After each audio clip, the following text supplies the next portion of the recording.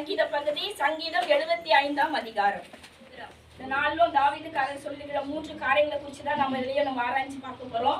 முதலாவது ஆண்டவரை வந்து நம்ம எப்படி துதிக்கணும், தேவனுக்கு செலுத்துகின்ற துதியை பத்தி முதல் வசனத்திலேயே அவர் சொல்லியிருக்கிறாருங்க. உம்மை துதிக்கிறோம் தேவனே, உம்மை துதிக்கிறோம், உமது நாமம் சமீபமா இருக்கிறது, உமது அதிசயமான கிரியைகள் அதை அறிவிக்கிறது.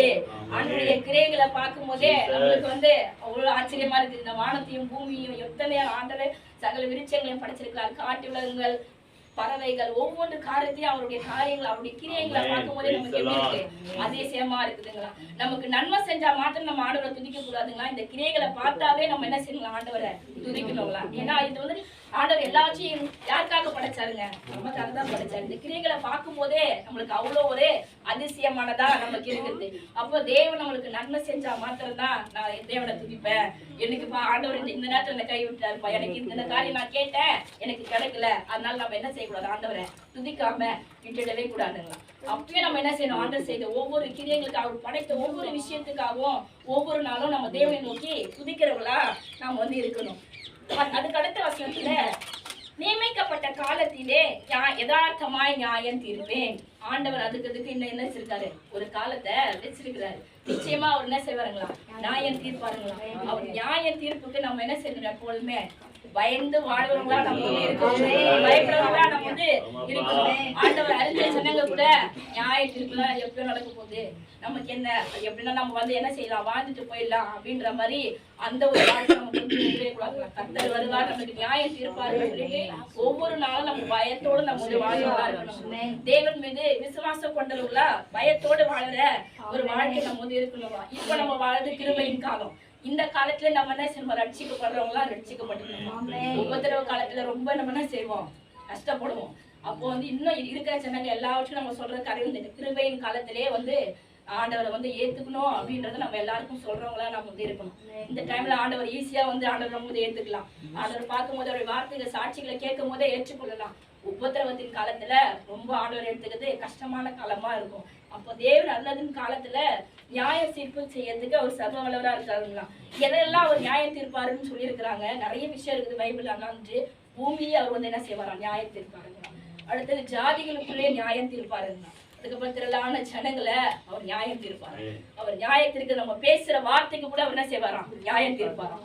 ஒருத்தரை குறிச்சு நம்ம விரோதமா பேசினாலும், நம்ம வார்த்தை மற்றவங்களுக்கு இடர்கள் உண்டாக்கினாலும் நம்மளுக்கு நியாய தீர்ப்பு இருக்குது. நான் எதுவுமே தப்பு செய்யலப்பான்னு சொல்லிட்டு நம்ம என்ன செய்ய முடியாது, சொல்லவே முடியாது. ஒவ்வொரு காரியத்துக்கும் அவர் நியாயம் தீர்க்கிறவரா இருக்காரு. 3வது வசனம், பூமியானது அதன் எல்லா குடிகளோடும் கரைந்து போகிறது, அதன் தூண்களை நான் நிலைநிறுத்துகிறேன். பூமியானது எல்லா குடிகளும் கரைந்து போகிறது. நம்முடைய வாழ்க்கையில எவ்வளவு பிரச்சனைகள் வருது இல்லையா, அதனால நம்ம எவ்வளவு சோர்வடைஞ்சு போயிடும், ரொம்ப என்ன செய்யறோம், தளர்ந்து போயிடும். நம்ம இவ்வளவு பிரச்சனையா நமக்கு இருக்குதுன்னு சொல்லிட்டு ரொம்ப நம்ம என்ன செய்யறோம், கஷ்டம். ஆனாலும் ஆண்டவர் என்ன செய்வாராம், நம்முடைய அஸ்திபாரத்தை அசைக்காதபடிக்கு நிச்சயமா ஆண்டவர் என்ன செய்வாரா, எல்லா பிரச்சனை இருந்தோம் விலை நிறுத்துவாரு. அந்த நம்பிக்கையோடவே நாம் வந்து இருக்கணும். என்ன சூழ்நிலை வந்தாலும் சரி நம்முடைய அஸ்திவாரம் அசைக்கப்படுவதே. தேவன் மேல கட்டப்பட்டவர்களா இருக்கிறதுனால நம்ம என்ன செய்ய போறது இல்ல, அசைக்கப்பட போவதே கிடையவே கிடையாது. 5வது வசனம், உங்கள் கொம்பை உயரமாய் உயர்த்தாதிருங்கள், இருமாப்புள்ள கழுத்தியுடையவர்களாய் பேசாதிருங்கள். நம்ம கொம்பை எப்பவுமே நம்ம என்ன செய்யக்கூடாது, உயர்த்தவே கூடாது. ஆண்டவருக்கு பிடிக்காத காலம் பெருமை. நான் தான் எல்லாமேன்றதே பெருமை. பெருமை யாருக்குரியது, பிசாசுக்குரியது. அவன் அந்த பெருமை அடைஞ்சனால்தான் பரலோகத்திலிருந்து தள்ளப்பட்டான். அப்ப அந்த பெருமை நம்ம ஒவ்வொருத்தருக்கும் என்ன செய்யக்கூடாது, இருக்கவே கூடாது. தேவன் நம்மளை உயர்த்துவார், நம்ம ரொம்ப நம்மள என்ன செய்யக்கூடாது, உயர்த்திக்க கூடாது. அந்த பெருமை நம்ம யாருக்குள்ளுமே இருக்கவே கூடாதுங்களா. அதே மாதிரி கர்த்தருடைய பிள்ளைகளுக்கு விரோதமாகவும் நம்ம என்ன செய்யக்கூடாது, பேசவே கூடாது. யாரா இருந்தாலும் சரி, அவங்க ரொம்ப சின்னவங்களா இருந்தாலும் தாங்க, யாரா இருந்தாலும் தேவ பிள்ளைகளுக்கு விரோதமா நம்ம நாம வந்து என்னைக்குமே நீட்டவே கூடாதுன்னு சொல்லிட்டு நம்ம எச்சரிக்கையாவே வந்து சொல்றாங்க. 6வது வசனத்துல, கிழக்கிலும் மேற்கிலும் வனாந்தர திசையிலும் இருந்து ஜெயம் வராது. தேவன் எங்க இருக்கிறாங்களா, பரலோகம் எங்க இருக்குங்களா, அப்ப நீ கிழக்குல மேற்குல எங்க இருந்து ஜெபிச்சாலும் உனக்கு என்ன செய்யாதுன்ட்டு, அதாவது எந்த காரியம் செய்தாலும் உனக்கு ஜெயம் வராது. எங்க இருந்து வரும், தேவனிடத்துல. தேவனை நோக்கலாம் மட்டும்தான் உனக்கு ஜெயம். நீ எங்க இருந்து எதை நீ நோக்கி இருந்தாலும், எந்த திசையில இருந்து நீ எதை பார்த்தாலும் உனக்கு என்ன கிடைக்காது, ஜெயம் கிடைக்காது. இப்படி போனா நான் அப்படி ஆயிடுவேன், இதை செஞ்சாலும் மாறிடுவேன், இது பண்ணா இந்த விஷயம் எனக்கு கிடைச்சிடும் சொல்லிட்டு நம்ம செய்ய முடியாது. ஒண்ணுமே செய்ய முடியாது. தேவனை நோக்கினா மட்டும்தான். அவர் பரலோகம் வடக்கு திசையை நோக்கிதான் இருக்குதுன்னு சொல்லிட்டு பைபிள்ல இருக்கு. அப்ப அந்த திசையில நம்ம நோக்கணும். அதாவது யாரை நோக்கணும்ன்றாங்க? தேவனை நோக்கணும்ன்றதுதான் அதனுடைய அர்த்தம். தேவனை நோக்கி பார்க்கும் போதுதான் நம்மளுக்கு ஜெயம் கிடைக்கும் அப்படின்றதுதான் அதனுடைய விஷயம் வந்துட்டு. கடைசி வசனம், துன்மார்க்குடைய கொம்புகளை எல்லாம் வெட்டி போடுவேன், நீதிமானுடைய கொம்புகளோ உயர்த்தப்படும். நம்முடைய கொம்புகள் எப்போ உயர்த்தப்பட்டுதான் இருக்கு. துன்மார்க்குடைய கொம்புகள் தான் கொஞ்சம் வெட்டி போடுவார் ஆண்டவர். அவன் எல்லா இடத்துல நான் தான் சிறந்தவன், என்கிட்ட அது இது இருக்குன்னு எல்லா பாவத்தோடுமே அவங்க வாழ்ந்து கொண்டிருந்தா அந்த பாவத்திலிருந்து ஆண்டவர் என்ன செய்வாரு? வெட்டி போடுவார். நம்முடைய கொம்புகளோ, தேவனை நோக்கி பார்க்கிற நம்முடைய கொம்புகளோ எப்பொழுதும் உயர்த்தப்பட்டிருக்கும். விசுவாசம் ஒவ்வொருத்தரும் கர்த்தரை நோக்கி நம்ம பார்க்கும் போது ஒரு நாள நம்ம வெட்கப்பட்டு போவதே இல்லவே இல்லை. காலையில ஆண்டவர் அதுதான் சொல்றாரு, என்னை நோக்கி நீங்க பாருங்க, என்னை நோக்கி தான் உங்களுக்கு ஜெயம் இருக்குது, என்னை நோக்கி தான் உங்களுக்கு பதில் இருக்குது. ஆனா நியாய தீர்ப்பு காலத்துல ஆண்டவர் நியாயம் தீர்ப்பாரு. அதுக்கும் நீங்க என்ன செய்யுங்க? எச்சரிக்கை உள்ளவர்களா இருங்கன்னு சொல்லிட்டு நம்மள எச்சரிக்கிறாரு. இந்த வருஷத்துல ஒவ்வொன்றையும் வச்சு நம்ம ஆண்டவர் இப்ப நம்ம ஜெபிப்போம். ஹல்லேலூயா ஹல்லேலூயா ஹல்லேலூயா. சத்தமா சொல்லலாமா? ஹல்லேலூயா. கர்த்தர் நல்லவர், அவர் கிருபை என்றும் உள்ளது. கர்த்தர் நல்லவர், அவர் கிருபை என்றும் உள்ளது. சத்தமா சொல்லலாமா? கர்த்தர் நல்லவர், அவர் கிருபை என்றும் உள்ளது. கிருபை எப்பவுமே நம்ம வாழ்க்கையில. ஆமென் ஆமென் ஆமென். அவர் ஒருவர் தான் நல்லவர். ஆமென். அவரை போல நல்லவர்கள் இந்த உலகத்துல யாருமே இல்லை. ஆமென் ஆமென். வாழ்க்கையில கர்த்தர் ஒருவரை போல ஒரு தெய்வம், ஒரு அதிசயர் இந்த உலகத்துல யாருமே இல்லை. நேத்து கூட பேசும்போது ஒரு வார்த்தை சொன்னாங்க. அந்த தெய்வத்தின் பேரை சொல்லி சொன்னாங்க, இந்த தெய்வத்தை போல யாருமே இல்லை. யாரோ 2 திருமணத்துல 2 மனைவி உடையவர் அந்த தெய்வம், அந்த தெய்வத்தை பத்தி சொன்னாங்க. அப்போ அந்தம்மா, எங்க தெய்வத்துக்கு 2 மனைவி. அப்ப நான் கேட்டேன், உங்க கணவர் 2 மனைவி வச்சா நீங்க என்னமா பண்ணுவீங்க? என்ன பாஸ்டர் இப்படி சொல்றீங்க? ஆண்டவர் மனுஷன் தனிமையா இருப்பது நல்லதல்லன்னு சொல்லி ஏற்ற துணைகளை உண்டாக்கு. ஏற்ற துணைகளை ஒருவனுக்கு பொருத்தி என்றுதான் கர்த்தர். என் ஆண்டவர் எதை செய்தாலும் ஞானத்தில் சிறந்தவர். அப்போ தெய்வம் 2 இருக்குன்னு சொன்னா உங்க கணவருக்கும் 2 இருந்தா நீங்க ஒத்துக்குவீங்களா? அது எப்படி பாஸ்டர்? அப்ப உண்மையுள்ள தெய்வம் எதுன்னு நீங்க விசுவாசிக்கணும். என்னைத்தான் ஒப்பு கொடுத்து மனுகுலத்தை வாழ வைத்த ஒரே தெய்வம். நீங்கள நானும் வாழ வேண்டும் என்பதற்காக தன் ஜீவனை இந்த பூமியிலே, ரத்தத்தை இந்த பூமியிலே சிந்தினவர் இயேசு கிறிஸ்து. அன்பை போல இந்த உலகத்துல அன்பு வேறு யாருக்கிட்டையும் அப்படின்னு சொன்னோன்னே அந்த மாதிரி சொன்ன ஒரு வார்த்தை இயேசுக்கு எனக்கு ரொம்ப பிடிக்கும். அப்ப பிடிக்கும் என்ற தெய்வத்தை விட்டுட்டு இல்லாத ஒரு தெய்வத்தை நீங்க ஏமாத்த. கண்ணிருந்தும் பார்க்காது, காதிருந்தும் கேட்காது, மூக்கிருந்தும் முகராத ஒரு தெய்வத்தை நாள் கணக்கா உங்க ஜீவன் போகிற அளவிற்கு நீங்க கத்தனாலும் பதில் தராத இடத்துல ஏன் உங்க ஆவியை நீங்க வேஸ்ட் பண்றீங்க? அப்பான்னு நீங்க கூப்பிடும் பொழுது மகளேன்னு சொல்ற ஒரே கண்ணீர் வலிக்கும் போது உன்னை சார்ந்தவர்கள் உன்னை தேடி ஓடி வராமல் இருக்கலாம். பெற்றெடுத்த தாய் மறந்து போகலாம், சுமர்ந்த தகப்பன் மறந்து போகலாம், ஆனால் என்று மறவாது என் தேவாதி குரலை கேட்ட உடனே அன்பு யாருக்குமே இல்லை. அவரை போல அன்பு யாருக்குமே இல்லை. ஒரு இந்து மார்க்கத்தை சார்ந்த ஒரு சகோதரி சொன்னாங்க, நான் துதி பாடலை அதிகமா நான் பாடுறேன். என்னன்னே தெரியல பாஸ்டர், நான் இந்து தான், தெய்வத்தை ஒவ்வொரு நாளும் செவ்வாய்க்கிழமை கோவில போய் உட்கார்ந்து மணிக்கணக்கா காத்திருக்கிறவன். என்னாலும் தெரியல, நான் போற வழியெல்லாம் அந்த காலையில அந்த துதி பாடல் சத்தத்தை நான் கேட்க கேட்க கேட்க என்ன அறியாமே எனக்குள் இருக்கிற தெய்வத்தை மறக்க செய்து நான் தேடி போகாத ஒரு தெய்வத்தை எனக்குள்ள கொண்டு வந்தது. என்ன அறியாமலே துதி பாடலை நான் போய் வாங்கிட்டேன். அதை பாடணும் என் இருதயம் ஆசையா இருக்கு. கஷ்டப்பட்டு எப்படி ஒரு பாட்டை நான் கற்றுக்கிட்டேன். அந்த பாடலை நான் திரும்பி திரும்பி பாட இன்னொரு பாடலை கற்றுக்கொள்ளணும்னு ஆசை எனக்குள்ள வருது. ஒண்ணு மாத்திரம் சொல்ல பாஸ்டர், அந்த பாடலை பாடும்போது ஏசப்பா என்ன மகளேன்னு கூப்பிடுறாங்க, தொடுகிற உணர்வு. இத்தனை காலத்தை நான் வேஸ்ட் பண்ணிட்டேன். தேடி வந்த தெய்வத்தை நான் தேடி போகாமல் இருந்தேன். நம்ம சொல்லும் போது கொஞ்ச நேரம் என் கண்களெல்லாம் கலந்துச்சு. ஆனா ஒண்ணு மாட்டும் பாஸ்டர், எனக்கு மிகப்பெரிய ஒரு சந்தோஷம் என்னன்னா, என் கணவர் ரட்சிக்கப்படணும், நான் குடும்பமா ஏசப்பாவை அந்த விக்கிரக ஆராதனை என்ற ஒரு சாயல் கூட என் புடவையில கூட படக்கூடாது. யாரு சொல்றது? அந்த தெய்வத்தை, இந்து சாம்ராஜ்யத்தை கடைபிடிக்கிறவர், விக்கிரகத்தை வெறித்தனமாய் கடைபிடித்தவர்கள் இன்னைக்கு உண்மையுள்ள தெய்வத்தை தேடி வந்திருக்காங்க. மாத்திரம் தெரிந்து கொள்ளுங்க, இயேசு என்ற ஒரு தெய்வம் இல்லைன்னா நாம இல்லை. இயேசு என்ற ஒரு ரட்சகர் இல்லைன்னா நாம இல்லை. நாம் அவருக்காய் வாழ்கிற தேவஜனம் மகிமைப்படுத்துவோம். உண்மையா சொல்றேன், ஆராதனை வேளையில தேவ பிரசன்னத்தை நாம் அபிஷேகத்தை நாம் தேவ தொடுதலை நாம் கர்த்தர் நம்மோடு கூட இருக்கிறார். இடம் முழுவதும் தேவ பிரசன்னம் நிச்சயமாய் சொல்றேன். உங்களுக்கு ஒரு வழி கர்த்தர் அந்த வழியை நீங்க பாப்பீங்க.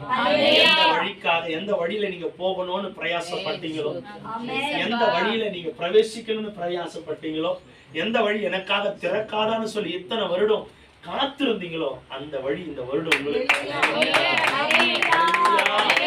வழி உங்களுக்காக திறக்க அவர் வல்லமையாக. உண்மையா சொல்லுகிறேன், ஒரு வழி உங்களுக்காக திறக்கப்படும். ஏதோ ஒரு காரியத்திற்காக காத்திருக்கலாம், தேவைக்காக காத்திருக்கலாம்.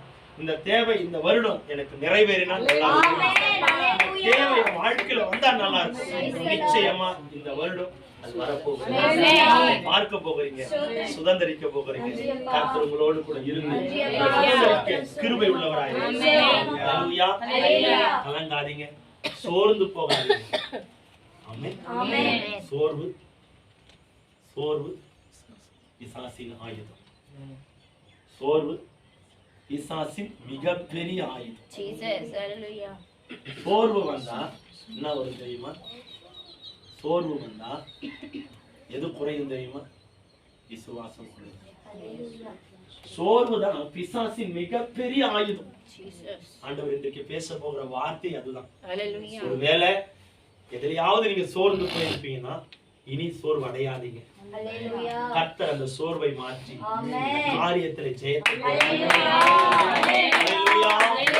சோர்ந்து போகாதீங்க. கர்த்தருக்குள்ள வைராக்கியமா இருக்கு. ஆண்டவர் அறியாதவங்க முழங்கால் படிட்டே கோவில சொல்றாங்க. அவங்களுக்கு தெரியும், உண்மையை சொல்ல அவங்களுக்கு தெரியும் அது பதில் தராது. இருந்தாலும் தெரியும் பதில் வராதுன்னு, இருந்தாலும் ஒரு நப்ப ஆசை. ஆனா நம்ம தேவன் அப்படி அல்ல, அவர் பதில் தருகிறார். தவிர எதுவுமே நம்ம இருதயத்தில் இருக்கவே கூடாது. பதில் தருவார், அவரால் தான் முடியும். விசுவாசம் உங்களுக்கும் எனக்கும் இருக்குன்னா இந்த வருஷம் நீங்க பதில பெற்று பேசுகிற வார்த்தைகளுக்குள்ளாக நம்ம கடந்து போகலாம். ஜெபிக்க தடையாக காணப்படுகிற காரியங்கள், நம்ம ஜெபிக்க கூடாதபடி தடையா இருக்கிற அநேக காரியங்கள் உண்டு. அதுல முதலாவது ஒரு காரியம் சோர்வு. நம்ம ஜெபிக்க கூடாதபடி தடையா இருக்கிற மிகப்பெரிய காரியத்துல ஒன்று முக்கியமானது சோர்வு. இந்த சோர்வு மனுஷனுக்குள்ள வருது அப்படின்னா ஜெப நேரம் குறைந்து போகும். சோர்வு ஒரு மனுஷனுக்குள்ள வருதுன்னா விசுவாசம் குறைந்து போகும். சோர்வு ஒரு மனுஷனுக்குள்ள வருதுன்னா அடுத்த லெவல் விசுவாசத்துக்குள்ளாக நம்ம கடந்து போக முடியாது. சோர்வு பிசாசின் ஆயுதம். இந்த சோர்வை மாத்திரம் நம்ம சரீரத்துல நம்ம ஆவிக்குரிய வாழ்க்கையில நாம செயல்பட விட்டுறவே கூடாது. எது நடந்தாலும் சோர்ந்து போகிற ஒரு சுவாபம் நமக்குள்ள வரவே கூடாது. சோர்வுதான் நம்ம வாழ்க்கையில ஆண்டவரை விட்டு பிரித்தெடுக்கிற ஒரு மிகப்பெரிய காரியங்கள். அப்போ இந்த சோர்வை நம்முடைய வாழ்க்கையில, விசுவாச வாழ்க்கையில, ஆவிக்குரிய வாழ்க்கையில நம்ம கொண்டு வரவே கூடாது. நம்ம எடுத்து வாசிக்கலாம். லூக்கா எழுதின சுவிசேஷம் 18ஆம் அதிகாரம் 1வது வசனத்தை எடுத்தவர்கள் வேகமாய் வாசிக்கலாம். சோர்ந்து போகாமல் எப்பொழுதும் ஜெபம் பண்ண வேண்டும் என்பதை குறித்து அவர்களுக்கு அவர் ஒரு உவமையை சொன்னார். உவமை என்றால் என்ன? உவமை என்றால் என்ன? எக்ஸாம்பிள், எடுத்துக்காட்டு. இப்ப இந்த எடுத்துக்காட்டுல நீங்க படிக்கும் போது இந்த 18வது அதிகாரம் முதல் வசனத்துல ஒரு நியாயாதிபதியை குறித்து ஒரு எஜமானை குறித்து இங்கு அழகாய் சொல்லப்படுகிறது. அப்ப நம்முடைய வாழ்க்கையில என்ன கற்றுக்கொள்ள வேண்டும் என்றால், சோர்ந்து போகாமல் எப்பொழுதும் ஜெபம் பண்ண வேண்டும். சோர்வு நம்முடைய வாழ்க்கையில ஜெபத்திற்கு மிகப்பெரிய தடையா இருக்கிறது. எதுல நம்ம சோர்ந்து போகிறோமோ இல்லையோ, ஜெபத்துல சோர்ந்து போகவே கூடாது. நம்ம சோர்வு அடைஞ்சிட்டோம் அப்படின்னா பிசாசு அது மிகப்பெரிய ஆயுதமாய் பயன்படுத்துவான். சோர்வு ஒரு மனுஷனுக்குள்ள வருது என்றால் அவன் ஆவிக்குரிய வாழ்க்கையை இழந்து போவான். சோர்வு ஒரு மனுஷனுக்குள்ளே காணப்படுகிறது என்றால் அவன் ஆண்டவருடைய தரிசனத்தை நிறைவேற்ற முடியாத அளவிற்கு அவன் வாழ்க்கை சிதைந்து போகிறது. இங்க ஆண்டவர் எடுத்துக்காட்டாக ஒரு வார்த்தையை சொல்லுகிறார், சோர்ந்து போகாமல் எப்பொழுதும் ஜெபம் பண்ண வேண்டும் என்பதை குறித்து அவர்களுக்கு அவர் உவமையை சொன்னார். சீடர்களுக்கு சொல்லுகிற ஒரு வார்த்தை.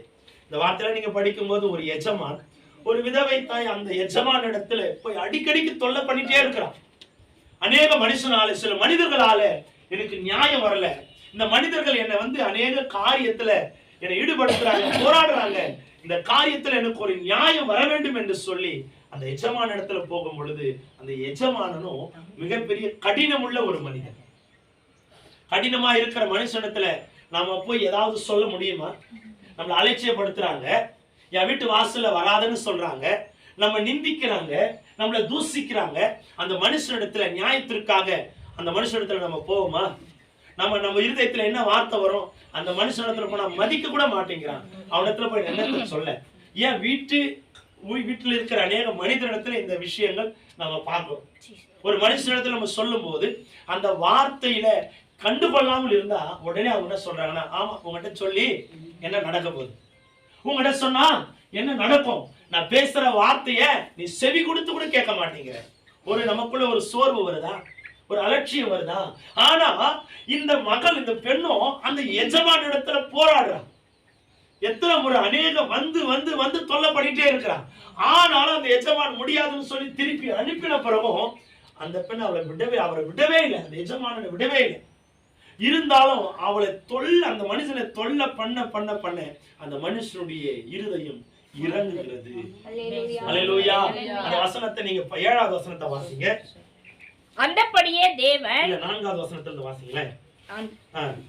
வெகு நாள் வரைக்கும் அவனுக்கு மனதில்லாதிருந்தது. பின்பு அவன், நான் தேவனுக்கு பயப்படாமலும் மனுஷரை மதியாமலும் இருந்தும் இந்த விதவை என்னை எப்பொழுதும் தொந்தரவு செய்கிறபடியினால் இவள் அடிக்கடி வந்து என்னை அலட்டாதபடிக்கு இவளுக்கு நியாயம் செய்ய வேண்டும் என்று தனக்குள்ளே சொல்லிக் கொண்டார். அடிக்கடி வந்து அப்போ எத்தனை முறை அந்த மனுஷனை தொல்லை பண்ணியிருக்க முடியும்? ஒரு நியாயம் நமக்கு கிடைக்கணும்னா, ஒரு நீதி வர வேண்டும் என்றால், ஒரு ஜெபத்துல பதில் கிடைக்க வேண்டும் என்றால், பதில் கிடைக்கிற வரைக்கும் ஜெபத்தை விடவே கூடாது. ஒரு முறை ஜெபித்தா பதில் வந்துரும் அப்படின்னு சொல்லி கிறிஸ்துவ வாழ்க்கையில நினைச்சிடவே கூடாது. நம்ம ஜெபம் போராடுகிற ஜெபமாய் மாற வேண்டும். அல்லேலூயா. யாக்கோபு தன்னுடைய வாழ்க்கையிலே அந்த 2 பரிவாரங்களை பெற்றுக்கொள்வதற்கு ரா முழுவதும் போராடினான். ரா முழுவதும் ஆண்டவருடைய சமூகத்துல காத்திருந்தான். ஒரே ஒரு வார்த்தை, நீர் என்னை ஆசீர்வதிக்கால் ஒழிய. அந்த ஒரு வார்த்தை உங்களுக்கும் எனக்கும் வேணும். இந்த பிடிவாத ஜெபம் உங்களுக்கும் எனக்கும் வேணும். பிடிவாதம் குழந்தைய போல ஜெபத்துல மாறும். ஒரு குழந்தை ஏதாவது ஒரு பொருளுக்கு ஆசைப்பட்டு அது கிடைக்கிற வரைக்கும் அந்த பிள்ளை போராடிட்டே இருக்கும். சாப்பிடாது, தூங்காது, தண்ணி குடிக்காது, அழுதுட்டே இருக்கிறதை போல ஜெப வாழ்க்கையில நீங்கள நானும் ஆசீர்வாதத்தை பெற்றுக் கொள்ளுகிற வரைக்கும் போராடிட்டே இருக்கணும். சோர்வு வரவே கூடாது. சோர்வு வந்துருச்சுனாவே நம்ம வாழ்க்கையில பிசாசின் ஆயுதம் பலமாய் மாறி போகும். அல்லேலூயா. ஜெபிக்க ஆரம்பிக்கிறோம் அப்படின்னா பதில் கிடைக்கிற வரைக்கும் அந்த ஜெபத்தை விடவே கூடாது. நிறைய பேர் என்ன நினைக்கிறாங்கன்னா, நான் ஜெபித்த உடனே பதில் கிடைச்சிடணும், ஆண்டவரத்துல போவேன், முழங்கால் படியிடுவேன், ஆண்டவரே சொல்லுவேன், உடனே என் வாழ்க்கையில அற்புதம் நடந்துடணும். இது கிறிஸ்துவ வாழ்க்கை அல்ல. கிறிஸ்துவ வாழ்க்கை என்பது போராடி ஜெயிப்பது. ஆவிக்குரிய வாழ்க்கை என்பது போராடி ஜெயிப்பது. இன்றைக்கு நீங்களும் நானும் ஜெப வாழ்க்கையிலே சோர்ந்து போகாமல் ஜெபிக்கிறவர்களாய் மாற வேண்டும். இந்த விதவை பெண்ணு பாருங்க, அடிக்கடி வந்து அவன் சொல்ற, அடிக்கடி நீ அலட்டாதபடிக்கு இவளுக்கு நான் நியாயம் செய்ய வேண்டும் என்று அவன் இருதயத்திலே சொல்லிக் கொண்டான். அப்போ நம்ம அந்த இருதயம், மனுஷனுடைய இருதயத்திற்கே இந்த எண்ணங்கள் வரும் என்றால் என் ஆண்டவர் அதை நீங்க ஜெபிப்பீங்க அப்படின்னா, விடாமுயற்சியோடு போராடி ஜெபிப்பீங்கன்னா நிச்சயமா ஒரு அற்புதம் நடக்கும். ஜெபிக்கணும், போராடி ஜெபிக்கணும். ஜெபத்தினாலே அன்றி நம்ம வாழ்க்கையில அற்புதங்களை சுதந்தரிக்கவே முடியாது. ஒரு காரியம் உங்க வாழ்க்கையில நடக்கணும்னா உலக பிரமாணமா அந்த காரியத்தை நீங்க செய்வீங்கன்னா நடக்கும், ஆனால் முழுமை இருக்காது. புரியுதுங்களா? உலகத்தின் ரீதியாய் மனுஷன் மூலமாய் பெற்றுக்கொள்ளுகிற ஆசீர்வாதம் உங்களுக்கு வேண்டும் என்றால் உலகத்தில் வேணும்னா வரும், ஆனால் முழுமை அடையாது, பூர்த்தியாய் நிறைவேறாது. ஆனால் ஆண்டவருடைய சமூகத்துல நீங்க கேட்பீங்கன்னா அது முழுமையாய் நிறைவேறும். அல்லேலூயா. ஆண்டவருடைய சமூகத்துல மாத்திரம்தான் நமக்கு முழுமையான ஆசீர்வாதம் கிடைக்கும். அல்லேலூயா. அந்த ஆசீர்வாதம் கிடைக்கிற வரைக்கும் நம்ம சோர்ந்து போகாம ஜெபிச்சுட்டே இருக்கணும். இந்த சோர்வு தான் நம்ம வாழ்க்கையில ஆண்டவரை விட்டு நம்ம பிரிக்கும். ஒரு முறை நம்ம ஜெபிக்கிறோம். நிறைய பேர் பாருங்க, ஆவிக்குரிய வாழ்க்கையில முதல்ல ஆண்டவரை ஏற்றுக்கொண்ட உடனே ஜெபத்துல அவ்வளவு வல்லமையா இருப்பாங்க. காலம் போக போக போக போக ஜெப நேரம் குறையும், ஆண்டவரோடு பேசுகிற நேரம் குறையும், ஆண்டவரோடு செயல்படுகிற நேரம் குறையும். ஒன்று மாத்திரம் சொல்லட்டுமா, மனுஷனோடு பேசுகிற நேரம் அதிகமாயிடுச்சுன்னா ஆண்டவருடைய பேசுகிற நேரம் கம்மியாயிடும். புரியுதுங்களா? மனுஷனோடு நீங்க பேசுகிற நேரம் அதிகப்படுத்திட்டீங்க அப்படின்னா ஆண்டவரோடு பேசுகிற நேரம் குறைஞ்சு போயிடும். நீங்க மனுஷனோடு பேசுகிறதற்காக அழைக்கப்பட்டவர்கள் அல்ல, நீங்களும் நானும் ஆண்டவரோடு பேசுகிறதற்கு அழைக்கப்பட்டவர்கள். இந்த அழைப்பில நாம உண்மையும் உத்தமமா இருக்க வேண்டும். நம்ம அழைக்கப்பட்டதற்கு எதற்கு? நம்ம எதற்காக தெரியும் அழைக்கப்பட்டிருக்கிறோம்? அவர் தேவைக்காக. நம்ம அழைக்கப்பட்டவர்கள் எல்லாம் உலகத்திற்காக அல்ல, அவர் தேவைக்காக. அவர் தேவை என்ன? உலகத்தில் ஆத்துமாவை சம்பாதிக்கணும், ராஜ்யத்தில் ஆத்துமாவை கொண்டு போகணும், தேவ ராஜ்யத்தை நிறுவனம். அதற்காக தான் நீங்களும் நான் அழைக்கப்பட்டிருக்கிறோம். ஆனால் அழைத்த அழைப்பை மறந்து இன்றைக்கு மனிதன் எங்கேயோ ஓடிக்கொண்டிருக்கிறான். இதுதான் வாழ்க்கை, இதுதான் உலகம், இதுதான் சுதந்திரம், இதுதான் நித்திய ஜீவன். இல்ல, ஆண்டவருடைய சமூகத்தை தவிர நம்ம வாழ்க்கையில நித்திய ஜீவன் ஒன்றுமே அல்ல. இந்த ஜீவனை நம்ம சுதந்திரிக்கணும்னா சோர்ந்து போகாமல் இருக்கணும், சோர்ந்து போகாமல் இருக்க வேண்டும் என்பது நம்முடைய வாழ்க்கையில் அவசியம். நீதிமொழிகள் 24:10 வாசிங்க. நீதிமொழிகள் 24:10. ஆபத்து காலத்தில் நீ சோர்ந்து போவாயானால் உன் பலன் குறுகினது. ஆபத்துக்கு அவனுக்கு நேரிடுகிற போராட்டம், நெருக்கம், இந்த காலத்துல எல்லாம் நம்ம சோர்ந்து போயிட்டோம் அப்படின்னு சொன்னா நம்ம பலன் என்ன ஆகுமா? குறைந்து போகும். அப்ப நம்ம சோர்ந்து போகாமல் எப்பொழுதும் ஜெபம் பண்ணாதான் ஆபத்து வருகிற நேரத்துல நம்மளால தப்பிக்க முடியும். ஆபத்து வருகிற நேரத்துல நம்ம சோர்வடைந்து பலன் குன்றி போகிறோம் என்றால் ஆபத்து நம்மை மேற்கொண்டுடும். அப்போ அந்த ஆபத்து காலத்தில் நம்ம சோர்ந்து போகாம, அப்ப இதெல்லாம் என்ன காலம்? ஆபத்து நிறைந்த காலம். இந்த காலத்துல நம்ம சோர்ந்து இருக்கலாமா? முடங்கி இருக்கலாமா?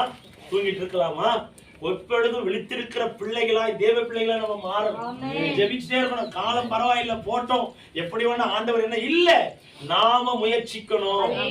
அல்லேலூயா. முயற்சி உடையான் நம்ம முயற்சி நிச்சயமா தேவ வாழ்க்கையில இருக்கணுங்க. கிறிஸ்துவ வாழ்க்கையில முயற்சி இருந்தாதான் நாம அடுத்த லெவலுக்கு நம்மளால போக முடியும். அதற்கு நாம எப்பொழுதும் இந்த வேதம் சொல்லுகிறது, ஆபத்து காலத்தில் நீ சோர்ந்து போவாயானால் பலன் குறுகினது. சோர்ந்து போகாமல் இருக்கணும். வருகிற ஆபத்து எதுன்னு நம்ம தெரிந்து கொள்ளணும். இனி வரப்போகிற காலம் எல்லாம் கொடிதான காலம், பயம் நிறைந்த ஒரு காலம். மனுஷன் முகத்தை மனுஷன் பார்க்க முடியாத அளவுக்கு வரப்போகிற காலம். வேதத்தை சுமந்து கொண்டு போக முடியாத காலங்கள் வரப்போகிறது. இந்த வேதத்தை படிக்க கூடாத நாட்கள் வரப்போகிறது. இந்த வேதத்தை தொட அளவுக்கு கூட நம்மளால நாட்கள் இல்லாம போக போகிறது. இந்த காலகட்டங்கள் வரும் பொழுது நாம் ஆண்டவருடைய சமூகத்துல வைராக்கியத்தோடு ஜெபிக்கிறவர்களா இருக்கணும். சோர்ந்து போயிட்டோம் அப்படின்னா ஆபத்து நம்மை மேற்கொண்டு விடும். அல்லேலூயா. எத்தனை பேர் நம்புறீங்க? சோர்ந்து போகாமல் இருங்க. சோர்வு பிசாசின் மிகப்பெரிய ஆயுதம். இந்த ஆயுதத்தை ஒரு நாள் அவன் கையில எடுக்க விடவே கூடாது. அல்லேலூயா. அல்லேலூயா. நாளைக்கு பார்த்துக்கலாம், நாளைக்கு செஞ்சுக்கலாம், நாளைக்கு ஜெபித்துக்கலாம், இல்லவே இல்லை. இன்றைக்கு கர்த்தருடைய வருகை வரக்கூடுமானால் பரிசுத்தத்தோடு போக நாம் ஆயத்தமாக ஒரு விஷயம் நினைச்சு பாருங்க, ஒரு விஷயம் நினைச்சு பாருங்க. எது ஆதாயப்படுத்தி கொண்டாலும் உன் ஆத்துமாவை நீ நஷ்டப்படுத்தினா லாபம் ஒன்றும் இல்லை. இன்றைக்கு கர்த்தருடைய வருகை வரணும், உன் ஆத்துமா என்ன நிலையில் இருக்கு, நம்ம ஆத்துமா என்ன நிலையில் இருக்கு, அதை நினைச்சு பாருங்க. என் ஆத்துமா ஆண்டவருடைய கரத்துல ஒப்பு கொடுக்கப்பட்டிருக்கா, ஆண்டவரோடு சேர்ந்து இருக்கா, ஆண்டவருடைய வார்த்தையில் இருக்கா? ஒரு விஷயம் நினைச்சு பாருங்க. நம்ம ஆத்துமாவை நம்ம ஆதாயப்படுத்துற அப்படின்னா நஷ்டம் நமக்கு தான். எதை ஆதாயப்படுத்தினாலும் அது பரலோகத்துக்கு கொண்டு போக முடியாது ஐயா அம்மா. பணம், பொருள், ஆஸ்தி, சொத்து, சுதந்திரம் எல்லாம் எது ஆதாயப்படுத்தினாலும் பரலோகத்தில் அது இடம் கிடையாது. உன் ஆத்துமா, ஆத்துமா பாதுகாக்கப்படும். அல்லேலூயா. ஆத்துமா என்பது கண்ணாடி போன்றது, கிறிஸ்துவ வாழ்க்கை என்பது கண்ணாடி போன்றது. இதை நாம பத்திரமா பாதுகாக்கணும். ஒரு கதை இருக்கு, ஆனா அந்த கதை சொல்றதுக்கு நேரம் இல்லை, வருகிற காலத்துல நான் சொல்றேன். ஒரு சின்ன பையன் அவ்வளவு அழகா அந்த அந்த ஆத்துமாவை பாதுகாக்கும்படியான ஒரு ஒரு ஒரு சூழ்நிலையை உருவாக்கி கொண்டான். இன்னைக்கு நம்முடைய வாழ்க்கையில நம்ம ஆத்துமா என்ன சூழ்நிலையில் இருக்கு, எதை நம்ம பார்த்து வாழ்ந்துட்டு இருக்கிறோம், எதை நம்ம பார்த்து வளர்ந்துட்டு இருக்கிறோம். இன்றைக்கு சோர்வு, எதுக்கு எடுத்தாலும் சோர்வு. ஜபம்னு வந்தாவே இன்னைக்கு நிறைய பேர் பாருங்க, ஆலயத்திற்குள்ள வந்தா எங்க இருந்துதான் தூக்கம் வரும்னு தெரியும். ஆனா மனுஷனிடத்துல பேசுவதில் மணிக்கணக்கா பேச முடியும். ஆனால் ஆலயத்திற்குள்ள வந்தா சோர்வு. அந்த சோர்வு வருவதற்கு காரணம் என்னன்னா, நாம ஆண்டவரோடு கூட நெருங்காததுனால தான். நம்ம சோர்வு வருவதற்கு காரணம் நாம மனுஷனுக்கு இடம் கொடுக்கறதுனால தான். ஆண்டவருக்கு இடம் கொடுத்தோம் அப்படின்னா சோர்வு வரவே வராது. ஏன் அப்படின்னா ஆண்டவரோடு பேசுகிற அந்த ஆசை நமக்குள்ள இருக்க இருக்க சோர்வு நம்மை மேற்கொள்ளும். எந்த நிலையில் இருந்தாலும் சோர்வு மாத்திரம் நமக்குள்ள வரவே கூடாது ஐயா. சோர்ந்து போகாமல் எப்பொழுதும் ஜெபம் பண்ணுங்க. ரோமர் 12:12 வாசிங்களேன். நம்பிக்கையிலே சந்தோஷமாயிருங்கள், நம்பிக்கையிலே சந்தோஷமாயிருங்கள், உபத்திரவத்திலே பொறுமையாயிருங்கள், உபத்திரவத்திலே பொறுமையாயிருங்கள், ஜெபத்திலே உறுதியாய் தரித்திருங்கள். உறுதியாய் இருக்கணுமா? இந்த ஜெபம் என்ற ஒரு வாழ்க்கையில நம்ம சோர்ந்து போகாமல் உறுதியா இருக்கணும். சோர்வு வந்துட்டாவே நம்ம ஜெபம் குறைஞ்சு போயிடும். சோர்வு வந்துட்டாவே ஜெப நேரம் மாறிடும். நீங்க நிறைய பேர் பாருங்க, காலையில எழுந்து 4 மணிக்கெல்லாம் ஜெபிக்கிற சுவாபம் இருக்கு.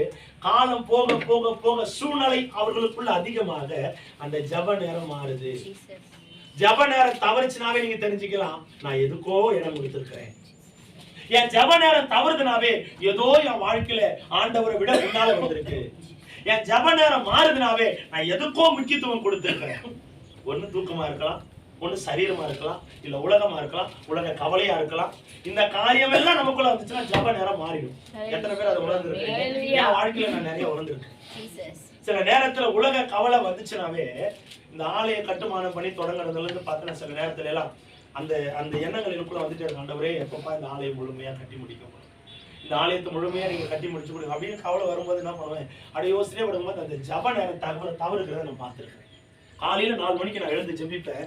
சில நேரத்தில் என்ன அறியாமையே நான் அசந்து தூங்கிட்டு இருக்கிறேன். அப்போதான் எனக்குள்ள அந்த சிந்தை வரும். எழுந்திருக்கும் போது அடிச்சு பிடிச்சு நான் எழுந்திருக்கும் போது பார்த்தா ஒரு வேளை என் இருதயத்துல இந்த கவலை பெருகும் என்றால் என் ஜெப நேரம் மாறுகிறது. அல்லேலூயா. ஒன்று மாத்திரம் சொல்றேன், எந்த சூழ்நிலையிலும் கவலைப்படாமல் கர்த்தருடைய வார்த்தையிலும் ஜெபத்திலும் நம்ம தரித்திருக்கணும். இந்த வேதம் அழகா சொல்லுது பாருங்க, நம்பிக்கையில் சந்தோஷமாயிருங்கள், உபத்திரவத்தில் பொறுமையாயிருங்கள், ஜெபத்தில் உறுதியாயிருங்கள். ஸ்டபனா இருக்கணும். கோபத்துல எல்லாம் நம்ம பார்த்தா என் வைராக்கியத்துல நான் காலம் முழுக்க செத்தாலும் அவன் வீட்டு வாசப்படி மதிக்க மாட்டேன். உறுதியா இருக்கிறமா இல்லையா? யாராச்சும் ஒரு வார்த்தை சொல்லிடுறாங்க, யாராவது ஒரு வார்த்தை பேசுறாங்க, சீப்போ நம்மள சொல்லிட்டா என் வீட்டு வாசப்படியை மதிக்காதுன்னு சொல்லிடுறாங்க. என்ன பண்றோம்? நீ என்ன பண்ணாலும் பரவாயில்ல, உன் வீட்டு வாசப்படியில வந்து நிப்ப நம்ம சொல்றோமா? உடனே அங்கேயே ஒரு அறிக்கை நம்ம செய்யறோம். சொல்லிட்டல, நான் மண்ணுக்குள்ள அட்டக்க பண்ணாலும் என் மூச்சு காத்த கூட உன் வீட்டு வாசப்படியில வராது. அது ஒரு வைராக்கியம். அதெல்லாம் வீண் தான், அதெல்லாம் பிரயோஜனம் இல்லாத ஒரு வார்த்தை. என்னை இவ்வளவு அவமானப்படுத்திட்டு இல்ல, என்ன நடந்தாலும் உன் பக்கமே நான் திரும்ப மாட்டேன். அல்லேலூயா. நான் செத்தாலும் உன் வீட்டு பக்கம் வர மாட்டேன். செத்தா வர முடியுமா? ஆனா நடக்காத காரியத்தை நான் சொல்லி சொல்லி நம்மை நாமே ஏமாற்றிக் கொள்கிறோம். உலக அற்ப காரியத்துக்கெல்லாம் நம்ம ஸ்டெபனா உறுதியா இருக்கிற நாம ஆசீர்வாத சுதந்திரிக்க போகிற அந்த ஜெப வாழ்க்கையில நம்ம உறுதியா இல்ல. தயவு செய்து கற்றுக்கொள்ளுங்க, ஜெபத்துல உறுதியா இருக்கணும். அந்த பதில் கிடைக்கிற வரைக்கும் ஜெபிக்கணும் ஐயா, ஜெபிச்சுட்டே இருக்கணும்.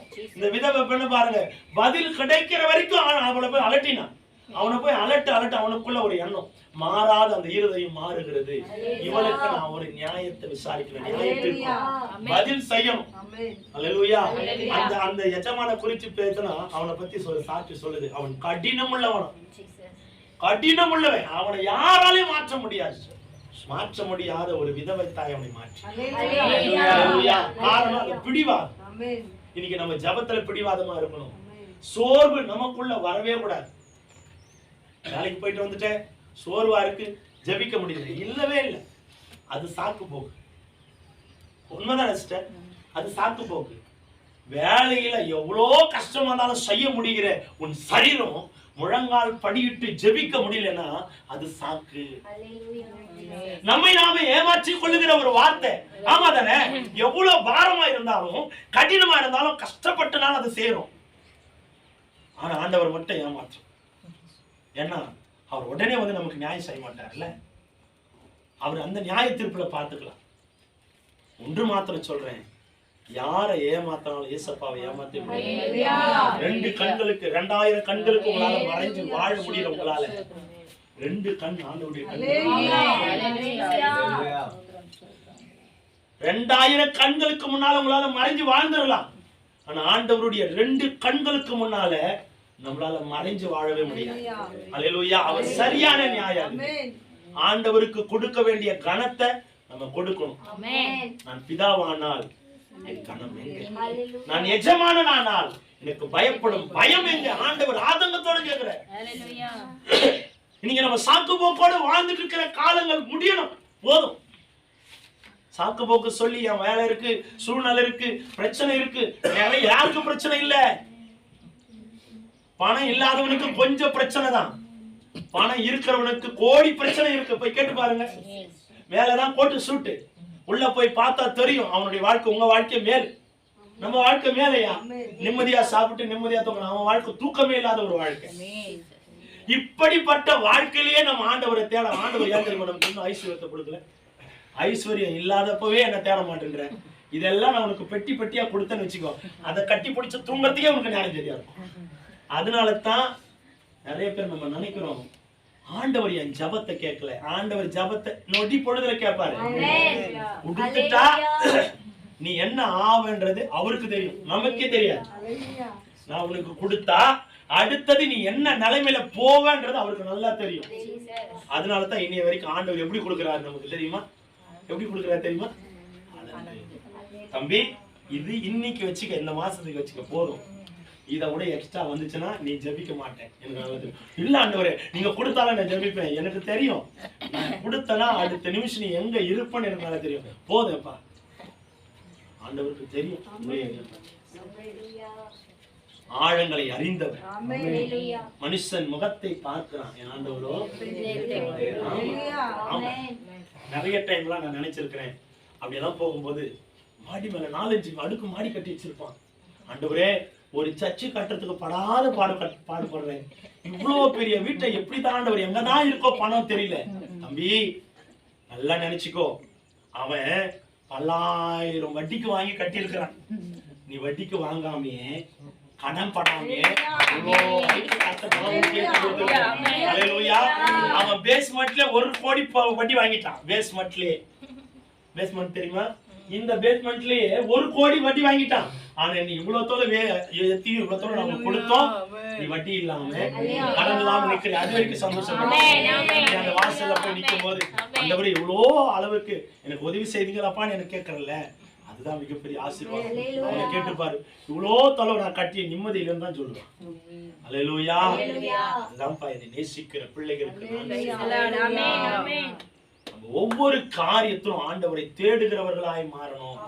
சோர்வு வந்துருச்சுனாவே நம்ம வாழ்க்கையில தரிசனங்கள் இழந்து போகும். தரிசனங்கள் இழக்க கூடாதுன்னா சோர்வு வரக்கூடாது ஐயா. உலகத்திற்கு கொடுக்கிற முக்கியத்துவம் ஜெபத்திற்கு கொடுங்க. உலகம் கிள்ளி கொடுக்கும், என் கர்த்தர் அள்ளி கொடுங்க. அவருக்கு இடம் கொடுங்க, உங்க வாழ்க்கை மேன்மையாய் மாறும். ஹல்லேலூயா. ஜெபத்துல உறுதியா இருக்கணும், உறுதியா ஜெபிங்க, போராடி ஜெபிங்க, அழுது ஜெபிங்க. மனுஷனிடத்துல மணிக்கணக்கா கண்ணீர் விட்டு நம்ம ஒரு வாட்டி நம்ம அழுத என்ன சொல்லுவான், சிஸ்டர் அழாதீங்க நான் சொல்லுவேன். ஒரு வாட்டி என்கிட்ட வந்து அழறீங்கன்னா அழாதீங்க, உங்களுக்காக நான் ஜெபிக்கிறேன்னு. ரெண்டாவது முறை அழுதீங்கன்னா சிஸ்டர் அழாதீங்க விடுங்க பரவாயில்ல அப்படின்னு. மூணாவது முறை நீங்க அழுதீங்கன்னா சிஸ்டர் அழவே அழாதீங்க ஏசப்பா இருக்க. நாலாவது முறை உங்க வீட்டு வாசப்படி வாங்க. ஏன்னா அந்த சிஸ்டர் எப்போ பாரு அழுதுனே இருக்கிறாங்க. மனுஷனாகிய நான் சொல்லுகிற வார்த்தை உதாரணம் சொல்றேன் சிஸ்டர் தவிர. ஆனா என் ஆண்டவர் எப்படி தெரியுமா, மகளே அழாத, நான் உன் கண்ணீரை துடைக்கிறேன் அப்படின்னு. ஹல்லேலூயா. ஒவ்வொரு நாளும் ஆண்டவருடைய சமூகத்திற்காக நம்ம ஓடுகிறவர்களாய் மாறணும். இனி காலம் செல்லாது. பணத்தினால வாழ்ந்துருவேன், பொருள்னால வாழ்ந்துருவேன், படிப்புனால வாழ்ந்துருவேன், மூளையினால வாழ்ந்துருவேன், பலத்தினால வாழ்ந்துருவேன். பலமோ பராக்கிரமோ இந்த காலங்கள் உன்னை வாழ வைக்காது. கர்த்தருடைய வல்லமை, ஹல்லேலூயா, கர்த்தருடைய வல்லமை தான் இனி வருகிற காலங்களை உங்களை வாழ வைக்க முடியும். ஜெபிங்க, முழங்கால் போட்டு ஜெபிங்க, பதில் கிடைக்கிற வரைக்கும். பதில் கிடைக்கிற வரைக்கும். திருமணமா பதில் கிடைக்கிற வரைக்கும் தெரியுங்க ஜெபிங்க ஐயா. கர்த்தர் ஒரு நல்ல ஒரு மனவாட்டியை பண்ணுவாங்க. ஹல்லேலூயா. வீடு வாங்கணுமா பதில் கிடைக்கிற வரைக்கும் ஜெபிங்க, கர்த்தர் அந்த வீட்டை சுலபமா உங்க கையில கொடுப்பாரு. ஆமென். ஆண்டவரிடத்துல மனு போடுங்க, மனுஷனிடத்துல போடாது. ஆண்டவரிடத்துல போடுங்க. மனுஷன் கேட்டான்னா கொஞ்சமா பேசுங்க. ஆமா பிரதர் நான் ஜெபிச்சிட்டேன், அப்ப கூட என்ன வரணும்னா நான் ஜெபிச்சிட்டு இருக்கிறேன், பதில் வரும். மனு அவரிடத்துல கொடுத்திருக்கேன். நீங்க ஜெபிச்சு பாருங்களேன், நிச்சயமாய் உங்களுக்குரிய ஆசீர்வாதத்தை நீங்க எதிர்பார்த்தே இருக்க மாட்டீங்க. சடன்லி ஒரு ஆசீர்வாதம்.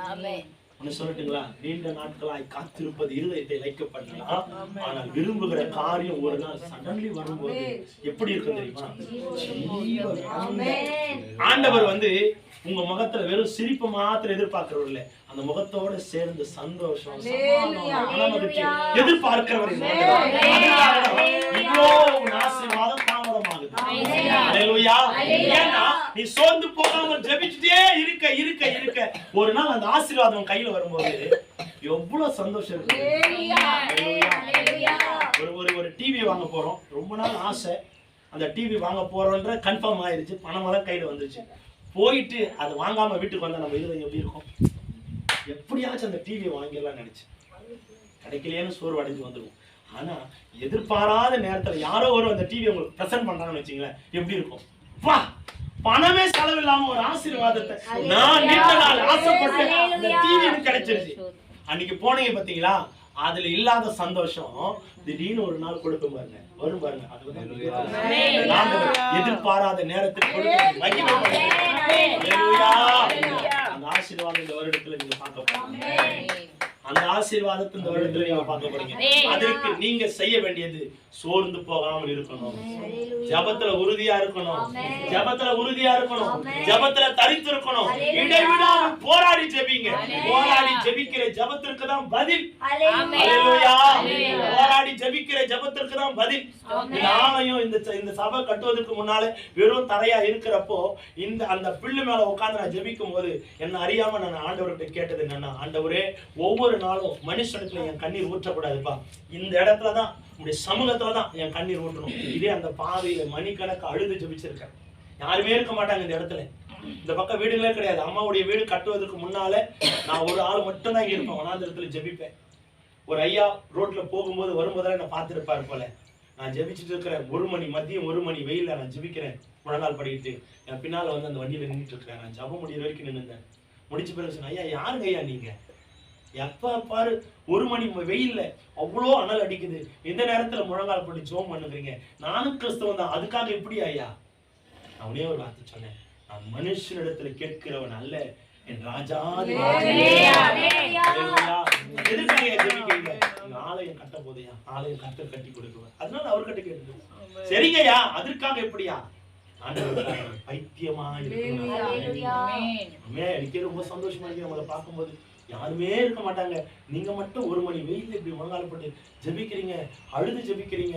ஒரு நாள் நல்லா வந்து அந்த அழுகும் போது என் மாரில என்ன அறியாம அடிச்சு அழும்போது அவர் சொல்றாரு, நீங்க மாரியெல்லாம் அடிச்சு அழும்போதுலாம் எனக்கு கஷ்டமா இருந்தது அவங்களை பார்க்கும்போது. நான் மனுஷனிடத்துல முறையிடுகிறவனா இருந்தா என் கண்ணு தண்ணி வராதியா.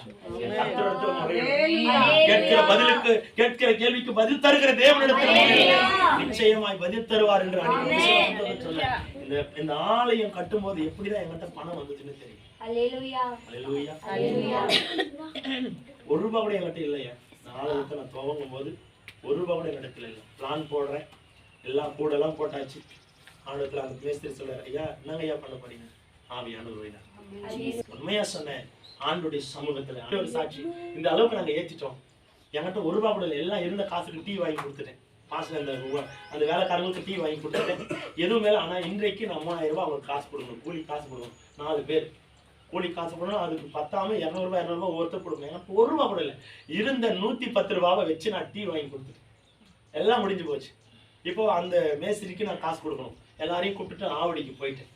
ஆவடிக்கு போயிட்டு அங்க நிக்கிறேன். அப்போ என் இருதயத்துல அந்த சோறு வரல. நான் ஜபம் அந்த சமுத்திரம் ஜபிச்சுட்டே போய், ஆண்டவரே இதுக்கு பதில் கொடுங்கப்பா, எனக்கு ஒரு ரூபாய் கூட இல்லை. உண்மைதான் நம்பி இருக்கிறேன். உண்மை நம்பிதான் நான் இதை தொடங்கி இருக்கிறேன். கர்த்தர் நீங்க தான் உதவி செய்யுங்க. அப்புறம் உடனே வந்து அந்த இடத்துல ஒரு இடத்துல நிக்க வச்சுட்டு, ஐயா நான் போய் ஏடிஎம்ல காசு எடுத்துட்டு வரேன். ஆனா ஏடிஎம்க்கு போற என் இருதயம், அது என் இருதயம் சொல்றது ஏடிஎம்ல ஒரு ரூபாய் கூட இல்லைன்னு என் இருதயம் தெரியும். ஏன்னா ஏடிஎம் கார்டு என் தான் இருக்கு. ஒரு ரூபாய் கூட இல்லைன்னு எனக்கு நல்லா தெரியும். ஆனாலும் அந்த மேஸ்திரி நான் சொல்லிட்டு போறேன், ஐயா இங்கே வெயிட் பண்ணுங்க, உங்களுடைய காசை நான் போய் எடுத்துட்டு வரேன். ஏடிஎம்குள்ள போய் நின்று ஜெபிக்கிறேன். ஏடிஎம் மேல கை வச்சு ஜெபிக்கிறேன். ஆண்டவரே என்கிட்ட ஒரு ரூபாய் கூட இல்லைன்னு எனக்கு நல்லா தெரியும். ஆனா இன்னைக்கு நான் கூலி கொடுக்கணும். 3500 ரூபாய் நான் கொடுக்கணும். எனக்கு நீங்க பதில் தாங்க. உடனே என் இருதயம் சொல்லுது, என் சகோதரத்துல கேட்கலாம் அப்படின்னு. சரி ஓகே, வேற வழி இல்லை, எல்லாரும் காக்க வச்சுட்டு இருக்கிற நேரமாக சொல்லி என் சகோதரன் கால் பண்ணி, அப்பா தம்பி எனக்கு ஒரு 3000 ரூபாய் இருந்தா உன்னால அனுப்ப முடியுமா காசு? ஏன் அல்ல அப்படி இல்லைப்பா, சர்ச்சுக்கு வேலைக்கு செய்ய நாங்கள் ஒரு காசு கொடுக்கணும், ஒரு ரூபா கூட என்கிட்ட இல்லை அப்படி. உடனே எங்கள் அம்மா பக்கத்துல இருந்து கேட்கறாங்க போல. உடனே எங்கள் அம்மா அந்த போனை என்கிட்ட கூட அப்படின்னு சொல்றது நல்லா கேட்குது. போனை வாங்கி எதுக்கு உனக்கு காசு அப்படின்னா, இல்லைம்மா சர்ச்சை காட்டுன முடிஞ்சிச்சு, அந்த கூலி கொடுக்கணும் அவங்களுக்கு 3000 ரூபாய். நீயே 3000 ரூபாய் கேட்குற, உனக்கு நாங்களே கொடுக்க வேண்டிய 5000 ரூபாய் என்கிட்ட இருக்கு, நான் உனக்கு இப்ப அனுப்பி விடுறேன். அல்லேலூயா. நான் கடன் கேட்கணும்னு நினைச்சேன், என் ஆண்டவர் அதை கூட அனுமதிக்கல. அல்லேலூயா. துவங்கினவர் நான் அதை நான் வெற்றியா பாருங்க. கண்ணு வைக்கிற நேரத்துல அதே அக்கௌண்ட்ல 5000 ரூபாய். உண்மையா சொல்றேன். அந்த வீடியோ இன்னோட நான் வச்சிருக்கிறேன். உங்களுக்கு போகும்போது அந்த வீடியோவை நான் காட்டுறேன். அந்த ஏடிஎம் வாசல்ல நின்று கண் கலங்கி அழுதேன். ஆண்டவர் எனக்கு கொடுத்த ஆசீர்வாதம். ஆண்டவர் கிட்ட முறையிட்ட உடனே பதில் தந்தவர். அல்லேலூயா. ஏடிஎம் வாசல்ல எல்லாம் என்ன பாக்குறாங்க. என்னால தாங்க முடியாத துக்கம். அந்த ஆசீர்வாதத்தை அவ்வளவு நான் சுதந்திரித்தேன். காரணம் என்ன? சோர்வு இல்லாமல் ஜெபித்த ஜபம்தான். சோர்வு போகாமல் ஜபத்துல உறுதியா இருங்க. எந்த காரியத்தை நீங்க பெற்றுக்கொள்ளணும் அதற்காக போராடி ஜெபிங்க. ஜபத்தினாலே அன்றி ஆசீர்வாதம் வராது. உண்மை. ஜெபிங்க, கட்டாயமா போராடி ஜெபிங்க, அழுது ஜெபிங்க. யார் இடத்துல அழ போறீங்க? ஆண்டவர் இடத்துலதான். நம்ம பெற்றெடுத்த தகப்பன் இடத்துலதான். பெயர் சொல்லி அழைத்த தகப்பனத்துல அழ போறோம். அவர் இடத்துல அழுங்க. மனுஷனிடத்துல அழுதா பதில் வராது. உங்களுக்கு வேலை வெட்டியில போயா அப்படின்னு சொல்லிடுவாங்க. கர்த்தருடைய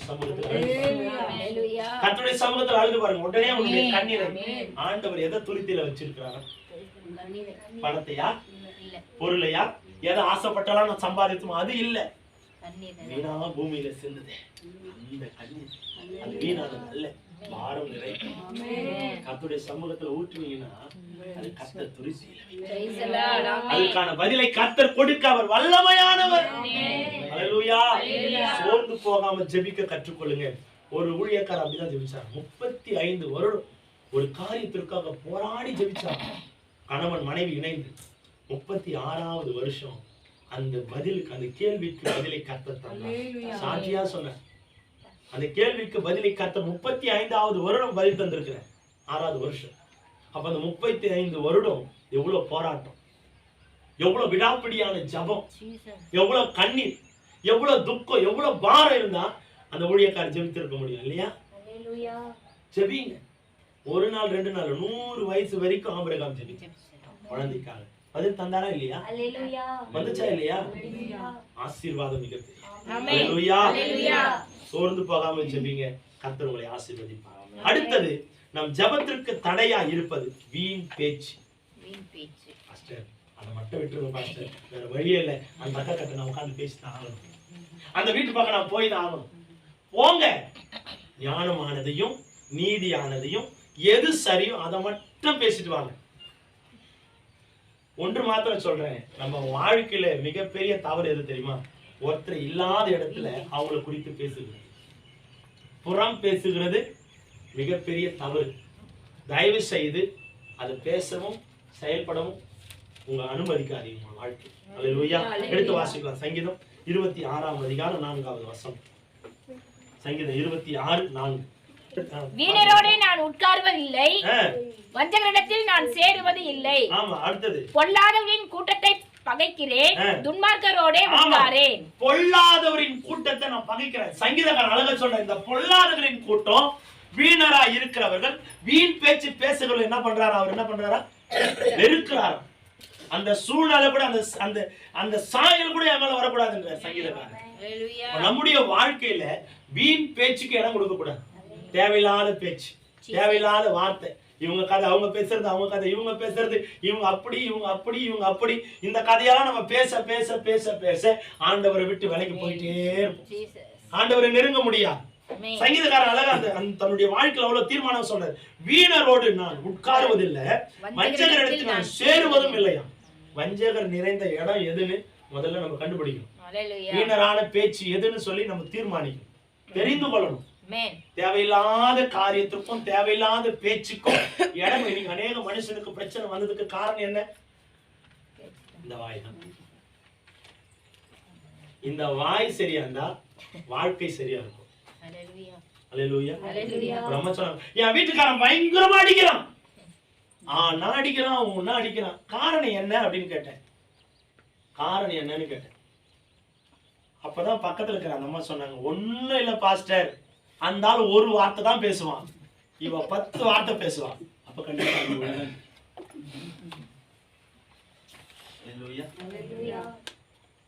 அது தப்பா எடுத்துக்காதீங்க. ஆண்களுக்கு சரீரத்தில் பலன், பெண்களுக்கு நீங்க தான் முடிவு. அப்படி அடிக்கிறான் அவன். அந்த சொல்லி சொன்னாங்க, அவன் கட்டில தான் போவான் அப்படின்னாங்க. நம்ம அவன் கட்டில போனா நீ எங்கம்மா போவ அப்படின்னு. ஒரு வார்த்தை பேசுறவனே கட்டில போனா பல வார்த்தை பேசுற நீ எதுல போவன்னு கேட்டேன். அடுத்த வார்த்தை அந்த அம்மா பேச முடியும். மாஸ்டர் இவன் அமைதியா இருந்தாலும் அவன் வீட்டுக்காரன் நல்ல நல்ல மனுஷன். அந்த அம்மா சொல்றாங்க, நல்ல மனுஷன் தான், ஆனா அவன் கெட்டு பண்ண காரணம் இவதான். ஒரு வார்த்தை தான் பேசுவான். அவன் போயிட்டு வீட்டுக்கு வர வரைக்கும் அப்படியே பேசிட்டே இருப்பான். அவனுக்கு கோவம் வர இருக்கிறதெல்லாம் தூக்கி போட்டு உடைப்பான். கையில கிடைச்சா உடைப்பான், கிடைக்கலாம் இவ்வளவு போட்டு உடைப்பான். அதுதான் பாஸ்டர் நடக்குது. அப்பதான் சொன்னேன், உன் வாழ்க்கை சீரா இருக்கணும்னா உன் வாய் நல்லா இருக்கும். இன்னைக்கு நிறைய பேருடைய வாழ்க்கை சீரா இருக்கணும்னா நீங்க தான் தீர்மானிக்கணும். அல்லேலூயா. வீணரோடு நம்ம உட்கார கூட கூடாது. அல்லேலூயா. பாருங்க அந்த 5வது வசனம், பொல்லாதவரின் கூட்டத்தை நான் பகைக்கிறேன், துன்மார்க்கரோடு. ஆமா, பகைக்கிற குணம் எதுல வரணும்னா பொல்லாதவரின் கூட்டத்துல வரணும். அல்லேலூயா. எங்க கூட்டமா இருக்கும் ஒண்ணு மாத்திரம் ஐயா, நம்மளாம் நல்லா நிறைய பார்த்துருக்கோம். எங்க கூட்டமா பெண்கள் உட்கார்ந்து பேசுறாங்களோ அந்த இடத்துல பாருங்க அவங்களுக்கு குறிச்சிருக்காது. அந்த வீட்டுல அந்த இடத்துல இருந்து யார் எழுந்து போயிட்டாங்களோ அவங்களுடைய கதை தான் ஓடும். பக்கத்து வீட்டுக்காரங்களை பத்தி பேசுறதுனால நமக்கு என்ன கிடைக்க போகுது? என்ன கிடைக்கும்? கிறிஸ்து உடையவராய் இருக்கிற நீங்களுக்கும் நமக்கும் உங்களுக்கும் எனக்கும் என்ன கிடைக்கும்னா ஆண்டவருடைய தரிசனத்தை இழந்து போகிற அந்த சூழ்நிலை தான் கிடைக்கும். அல்லேலூயா. ஒரு நாளும் மற்றவர்களை குறித்து பேசுகிற அந்த வீண் வார்த்தையை வச்சுக்காது. முடிந்த அளவிற்கு நம்ம எதற்காக அழைக்கப்பட்டிருக்கிறோம்னா ஜெபிப்பதற்காக அழைக்கப்பட்டிருக்கிறோம். அவங்களுக்காக ஜெபிங்க, அவங்க இருதயம் மாறுவதற்காக ஜெபிங்க. அவன் அப்படிதான், அவன் நல்லாவே இருக்க மாட்டான்ற வார்த்தை கிறிஸ்துவை பிரதிபலிக்கிற உங்க வாயிலிருந்து அவனிருந்து வரக்கூடாது. அல்லேலூயா. ஆண்டவர் 33 வருஷம் உலகத்துல வாழ்ந்தவர், 3 வருஷம் ஊழியம் செஞ்சவர். அவருடைய வாழ்க்கையில யாரையாவது புறம் பேசினாரா? யாரையாவது நிந்தித்தாரா? அவரை புறம் பேசினவர்களை கூட அவர் ஆசீர்வதித்தார், ரட்சித்தார். இந்த ரட்சிக்கிற குணம் படைத்த அவரை பிரதிபலிக்கிற நீங்களும் நானும் எப்படி இருக்கணும்? அவரை போலதான் இருக்கணும். நான் ஆண்டவருடைய அடையாளம், ஆண்டவருடைய வித்து, ஆண்டவருடைய மகிமை, ஆண்டவர் என் நிமித்தமாய் மகிமை விளங்க செய்கிறார் சொல்லுவது பெரிதல்ல, அதை செயல்படுத்தணும். இன்னைக்கு கிறிஸ்து உடையவராய் இருக்கிற உங்களுக்கும் எனக்கும் வார்த்தையை தான் நம்ம இருக்கிறோமே தவிர செயலா இல்லை. நம்ம செயலாய் மாறணும். ஆண்டவருடைய பிள்ளைன்னு சொல்லுவது பெரியதல்ல, அதன்படி வாழ்கிறது தான் பெரியது. ஆமென். வீணரோடு உட்காருகிற அந்த சுவாபம் நமக்குள்ள வரக்கூடாது. ஆமென். நம்முடைய வார்த்தை எவ்வளவு கம்மி பண்றோமோ அவ்வளவுக்குள்ள நம்ம வாழ்க்கை நல்லா இருக்கும். ஹல்லேலூயா. நம்ம ஆண்டவரின் அடையாளம். அந்த வாசல்ல உட்கார்ந்து மனுஷனிடத்துல பேசுற நேரம், இன்னைக்கு நம்ம மனுஷனிடத்துல பேசுகிற நேரம் அதிகமானதுனால தான் வேத வாசிக்கிறது குறைஞ்சு போச்சு, ஜெபிக்கிற நேரம் குறைஞ்சு போச்சு. அதை விட்டா இன்னைக்கு மீடியாக்காரன் அழகா உள்ள கொண்டு வந்துட்டான். சீரியல் காலையில தொடங்கினா சாயந்தரம் வரைக்கும் நைட்டு 12-2 மணி வரைக்கும் சீரியல் ஓடிட்டே இருக்குயா.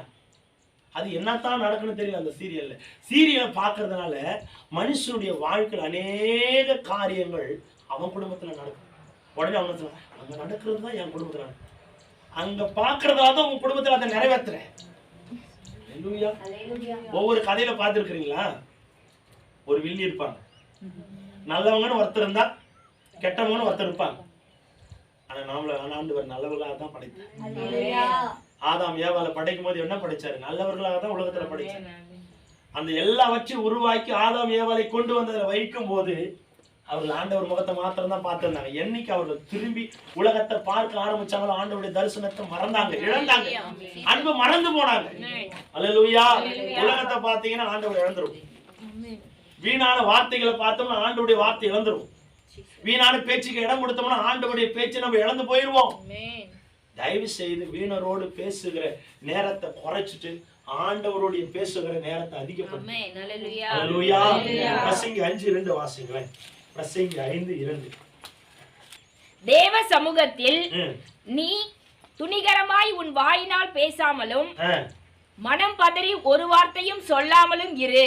தேவன் வானத்தில் இருக்கிறார், நீ பூமியில் இருக்கிறார், ஆதலால் உன் வார்த்தைகள் சுருக்கமாய் இருப்பதாக. அல்லேலூயா. அல்லேலூயா. புரியுதுங்களா? ஆண்டவருடைய வசனம் அழகா பிரசங்கி அழகா சொல்றாரு, தேவ சமூகத்தில் நீ துணிகரமாய் வாயினால் பேசாமல். இன்னைக்கு நிறைய பேருக்குள்ள இருக்கிற மிகப்பெரிய ஒரு காரியம் துணிகரம். துணிகரமாய் செய்கிற பாவம், துணிகரத்தினால் செய்கிற வார்த்தைகள். துணிகரம் மனுஷனை வாழ்க்கையை சீரழிக்கும். அல்லேலூயா. பிரசங்கி சொல்றாரு பாருங்க, நீ துணிகரமா தேவ சமூகத்தில் துணிகரமாய் உன் வாயினால் பேசாமலும் மனம் பதறி ஒரு வார்த்தையும் சொல்லாமலும் இரு. தேவன் வானத்தில் இருக்கிறார், நாம் எங்க இருக்கிறோம்? பூமியில் இருக்கிறார். ஒவ்வொரு மேலும் அவர் கண்ணோக்கமா இருக்கிறார். துணிகரமாய் பேசுகிற வார்த்தை, சபிக்கிற வார்த்தை நீ நல்லாவே இருக்க மாட்டேன். அந்த வார்த்தை ஒரு நாளும் கிறிஸ்து உடையவராய் இருக்கிற உங்க வாயிலிருந்து யாவிலிருந்து வரக்கூடாது. அவன் அடித்தாலும் நிந்தித்தாலும் புறம் பேசினாலும் கர்த்தருக்கு ஒன்று மாத்திரம் சொல்லுமா, உங்க ஆசீர்வாதத்திற்கு உயர்வு எது தெரியுமா? அவங்க எவ்வளவு வார்த்தை பேசினாலும் நீங்க ஒரு வார்த்தை பேசுங்க. கர்த்தருக்கு சோத்திரம். கர்த்தருக்கு சோத்திரம். நிறைய பேர் ஜெபிப்பாங்க, நிறைய பேர் ஜெபிக்கிறதெல்லாம் கேள்விப்பட்டிருக்கீங்க. அவன் இப்படி பேசிட்டாங்க, அவளை சந்திங்க ஆண்டவரே. அந்த சந்திங்கன்னு சொல்லும் போது அவங்க உள்ளத்துல நிறைய காரியம் அடங்கி இருக்கு. சந்திங்கன்னு சொல்றாங்கல்ல, அப்படி ஜெபிக்கவே கூடாது. ஆண்டவரே என்னை நிந்தித்தாங்க, அவர்களுக்காக நான் ஜெபிக்கிறேன். இப்படி ஜெபிக்கிற இருதயம் தான் உங்களுக்கும் எனக்கு வேணும். துணிகரமாய் பேசுகிறதற்காக கர்த்தர் நம்மை உருவாக்குறார். நம்மள எவ்வளவு நிந்தித்தாலும் பேசினாலும் காரி துப்பினாலும் கன்னத்தில் அறைந்தாலும் அவர்களை நம்ம எப்படி பார்க்கணுமா? 7 மாத குழந்தையா தான் பார்க்கணும். புறம் பேசுறவங்க, நிந்திக்கிறவங்க, நம்மளை சபிக்கிறவங்க எல்லாரையும் நம்ம எப்படி பார்க்கணுமா? 7 மாத குழந்தை தப்பு பண்ணா நம்ம அடிப்போமா? ஆண்டவர் அறியாதவங்க அது போல பேசும்போது நம்ம என்ன செய்யணும்னா அந்த 7 மாத குழந்தைய போலதான் அவங்களை பாதிக்கணும், அவர்களுக்காக ஜெபிக்கணும். அவ இருதயம் ஆமாங்க, உங்க ஜபம் இருக்கணும்னா சில சத்துரு இருக்கணும். நான் ஒண்ணு மாத்திரம் சொல்லட்டுமா? நீங்க யாருக்காக அதிகமா ஜெபிப்பீங்களோ இல்லையோ, உங்க சத்துருவுக்காக அதிகமா ஜெபிங்க. அவன் நல்லா இருக்கணும்னு ஜெபிங்க, நல்லா இருக்க கூடாதுன்னு ஜெபிக்காதீங்க. சத்துரு நல்லா இருக்கணும். ஆண்டவரே அவன் நல்லா இருந்தா தான் நீங்க வளர முடியும். ஏன் பாஸ்டர் இப்படி சொல்றீங்க? அவன் நல்லா இருந்தா நான் எப்படி பாஸ்டர் வளர முடியும்? அவன் தான் என்ன நல்லா இருக்க கூடாதுன்னே நினைக்கிறானே, அதனாலதான் நீ நல்லா இருக்கிற. நான் நல்லா இருக்க கூடாதுன்னு நினைச்சுட்டான்னா அப்பவே ஆண்டவர் தொடங்குறவரை நீ நல்லா இருக்க. அதுக்காக சொல்றது, உங்க சத்துருவுக்காக, உங்க பிரச்சனைக்காக, உங்க போராட்டத்துக்காக அதிகமா ஜெபிங்க. அடிக்கடிக்கு ஆண்டவரே சத்துரு என்ன தொல்லை பண்ணிட்டே இருக்கட்டும், அடிக்கடிக்கு அவன் என்ன சபிக்கட்டும், அடிக்கடிக்கு என்ன போராட்டம் பண்ணட்டும். ஆமாண்டவர் அப்படி பண்ணும்போதுதான் நான் உண்மை அதிகமா தேடுவேன். நான் உண்மை அதிகமா தேடும்போது நீர் என்னை அதிகமா வெளிப்படுத்துவீங்க. நான் அப்படிதான் ஜெபிப்பேன். இன்னைய வரைக்கும் சத்துருவுக்காக அதிகமா ஜெபிப்பேன், என்னை துன்பப்படுத்துவதற்காக அதிகமா ஜெபிப்பேன். அப்படி ஜெபிக்கிறதுனால தான் இன்றைக்கு ஆண்டவர் அடிமையை பரலோக ராஜ்யத்திற்காக ஆயத்தப்படுத்தி. சத்துருக்காக அதிகமா ஜெபிங்க. அவன் இல்ல அப்படின்னா நாம இல்ல. என்ன பாஸ்டர் இயேசு இல்லாம இருந்தாதான் நான் இருக்கணும் இல்லைங்க. சத்ரு இல்லைனாலும் நாம இல்லை. அவங்க இருந்தாதான் அடிக்கடிக்கு நம்ம ஏசப்பாவுடைய ஞாபகம் வரும். அவங்க குத்தும் போதுதான் நமக்கு அந்த வலி வேதனை தெரியும். அப்பதான் ஆண்டவரே வலிக்குதுமான்னு சொல்ல முடியும். அல்லேலூயா. ஒரு முள்ளு குத்துனாதான் அந்த வலி தெரியும். அது போலதான் கிறிஸ்துவ வாழ்க்கையில சில பிரச்சனைகள் வந்தாதான் ஆண்டவரை நம்ம தேடுவோம். பிரச்சனையே இல்லை அப்படின்னா நமக்கு பிரச்சனையே இல்லை சிஸ்டர், எதுவுமே இல்லை, நல்லா இருக்கிறோம், சுகபோகமா இருக்கிறோம், பணம் வரவு நிறைய இருக்கு, சர்ச்சுக்கு வருவோம். பாஸ்டர் நிறைய வேலை இருக்கு பாஸ்டர், துணி கிடைக்கும், முதல்ல நம்ம எங்க போவோம்? அதனாலதான் ஆண்டவர் நான் ஏற்கனவே சொன்ன அளந்து கொடுத்துருக்கிறேன். நம்ம யாருன்னு அவருக்கு நல்லா தெரியும். நாம நண்டு மாதிரி யாரவும் மாட்டோம், யார விடவும் மாட்டோம். அதனாலதான் ஆண்டவர் அளந்து வச்சிருக்கிறார். கொஞ்சம் கொஞ்சமா ஏறு மேல. அல்லேலூயா. நம்முடைய வாழ்க்கையில துணிகரமான பேச்சுக்கு நம்ம இடம் கொடுக்கக்கூடாது. ஏனென்றால் நம்ம பூமியில் இருக்கிறோம். வானாதி வானங்களை படைத்த தேவாதி தேவன் நம்மை பார்த்து. அல்லேலூயா. எதை பேசினாலும் மனுஷ காதுக்கு கேட்குதோ இல்லையோ, நல்லா கேட்குதா? ஹலோ, மனுஷ காதுக்கு கேட்குதோ இல்லையா? ஆண்டவர் கேட்டுருவார். இருதயத்துல நினைச்சாலும் ஆண்டவர் கேட்டுருவார். வாயினால பேசினா தானே அவருக்கு தெரியும். இருதயத்துல சபிக்க நல்லா இருக்கும். ஆண்டவர் தெரிஞ்சுக்குவார். நீ என்ன பேசுற, நினைவுகள், வழிகள், நீ என்ன நினைக்கிறியோ அது நான் கரெக்டா கண்டுபிடிச்சிருக்கேன். ஆண்டவருக்கு தெரியும். அதனால ஜாக்கிரதையா இருக்கு. இருதயத்தின் நினைவுகளை அறிந்தவர். பேசும்பொழுது கூட யார் இடத்துல பேசினாலும் சுருக்கமா பேசுங்க. தேவையானது எதுவோ அதை பேசுங்க. தேவையான அற்றதை தவிர நீங்க பேசினா உங்களை ஆவிக்குரிய வாழ்க்கையிலிருந்து உங்களை இழக்க செய்யும். அல்லேலூயா. வீண் வார்த்தைக்கு இடம் கொடுக்காதீங்க. மூன்றாவது தூக்கம். தூக்கத்திற்கு நீங்க இடம் கொடுப்பீங்கன்னா உங்க ஜெப நேரத்தை நீங்க இழந்து போவீங்க. எடுத்து வாசிக்கலாம். நீதிமொழிகள் 20ஆம் அதிகாரம் 13ஆம் வசனம். நீதிமொழிகள் 20:13. நான் முடிக்கிறேன். நீதிமொழிகள் 20:13 வாசிங்க பார்க்கலாம். தூக்கத்தை விரும்பாதே, விரும்பினால் தரித்திரனாவாய். கண் விழித்திரு, அப்பொழுது ஆகாரத்தினால் திருப்தியாவாய். ஆமா, தூக்கத்தை விரும்பாதே, விரும்பினால் தரித்திரனாவாய். கண் விழித்திரு, அப்பொழுது ஆகாரத்தினால் திருப்தி அடைவாய். தூக்கம் இந்த மனுஷனுடைய வாழ்க்கையில மிகப்பெரிய வியாதிய தூக்கம் தான். கடகடகடான்னு காலை எல்லா வேலையும் முடிச்சுட்டு 11 மணிக்கெல்லாம் பத்துக்கிறது. அந்த எண்ணங்கள் வரவே கூடாது. கடகடான்னு வேலை முடிக்கணும். நம்ம இருதை என்ன சொல்லணும்னா அடுத்த ஆண்டோடைய சமூகத்துல உட்காரணும். அப்படி சிந்தை வரணுமே தவிர, நிறைய பேரு ஒன்று மாத்திரம் சொல்றேன், 7 மணிக்கு மேல நீங்க எழுந்தீங்க, 6 மணிக்கு மேல நீங்க எழுறீங்க அப்படின்னா உங்க உடம்புல இருக்கிற பலங்கள் குறைந்து போகும். உங்க சரீரம் பலனா இருக்கணும்னா 6 மணிக்குள்ள எழுந்துக்குங்க. பாஸ்டர் நைட்டெல்லாம் நான் தூங்குறதே இல்லை பாஸ்டர், என்னன்னு கேட்டு பாருங்களேன். நிறைய பேர் கிட்ட, உங்களும் இல்லை, நிறைய பேர் கிட்ட கேட்டு பாருங்க. ஏமா நைட்லாம் தூங்குறது இல்லை? ஒன்றும் இல்லை, வாட்ஸ்அப்பை ஓப்பன் பண்ணனா மெசேஜ் வந்துனே இருந்தது, அவங்களுக்கு பதில் சொல்லி முடிக்கிறதுக்கு எனக்கு நேரம் போயிடுச்சு. பார்த்தா 3 மணி ஆயிடுச்சு. இது பிரயோஜனமா? ஒண்ணு இப்படி சொல்லலாம், நைட்லாம் நான் ஜெபம் பண்ணி ஆண்டவருடைய சமூகத்துல காத்திருந்தேன், அதனால அது பிரயோஜனம். அதை விட்டுட்டு உலக காரியத்திற்கு நீ இடம் கொடுத்து உன் சரீரத்தை பலவீனப்படுத்தி கொள்ளக்கூடாது. தூங்கினால் என்ன ஆகுமா? நம்ம பிச்சைக்காரன் ஆகுறதுக்கு காரணமே முதல் தூக்கம் தான். விழித்திருக்கணும். உலக ஆவிக்குரிய வாழ்க்கையா இருந்தாலும் உலக காரியமா இருந்தாலும் நம்ம உழைக்கணும்னாலும் தூக்கத்துக்கு அதிகமா இடம் கொடுக்க கூடாது. ஒரு மனுஷன் எவ்வளவு நேரம் தூங்கணுமா? 6 to 7 மணி நேரம் வரைக்கும் தான் தூங்கணும். 6 ஹவர் இல்ல 7 ஹவர், அவ்வளவுதான். இவ்வளவுதான் மனுஷனுடைய தூக்கம். அதுக்கப்புறம் நம்ம தூக்கம் போகுது, எக்ஸ்ட்ரா ஆகுது அப்படின்னா நம்ம சரீரத்தை நாமே பலவீனப்படுத்திக் கொள்றோம். அதனால ஜாக்கிரதையா இருங்க. தூங்கினால் தரித்திரனாவா என்று வேதம் சொல்லுகிறது. கண் விழித்திரு, அப்பொழுது ஆகாரத்தினால். நம்ம இன்னைக்கு ஆகாரத்தினால் திருப்தி அடைகிறதுக்கு காரணம் என்ன அப்படின்னா நாம உழைக்கிறதுனாலதான். உழைங்க, வேர்வை சிந்தி உழைங்க, அதற்கான பலத்தை பெற்றுக்கொள்ளுங்க. அல்லேலூயா. கடினமா உழைங்க, அதற்கான பலத்தையும் ஆரோக்கியத்தையும் கர்த்தர் தருவார். அதற்கான வெகுமதி ஆண்டவர் நமக்கு தருவார். அது நீதிமொழிகள் 6:10 வாசிங்க. நீதிமொழிகள் 6:10 வாசிங்க. இன்னும் கொஞ்சம் தூங்கட்டும், இன்னும் கொஞ்சம் உறங்கட்டும், இன்னும் கொஞ்சம் கை முடக்கி கொண்டு நித்திரை செய்யட்டும் என்பாயோ? உன் தரித்திரன் வழிபோக்கனை போலவும் உன் வறுமை ஆயுதம் அணிந்தவனை போலவும் இருக்கும். ஆயுதம் அணிந்தவனை போல இருக்குமா? வழிபோக்கன்னா பாத்தீங்கன்னு வச்சுங்களேன், ஒன்னும் செய்ய மாட்டாங்க. சும்மா அப்படி போறது. எங்க போறீங்க? சும்மா.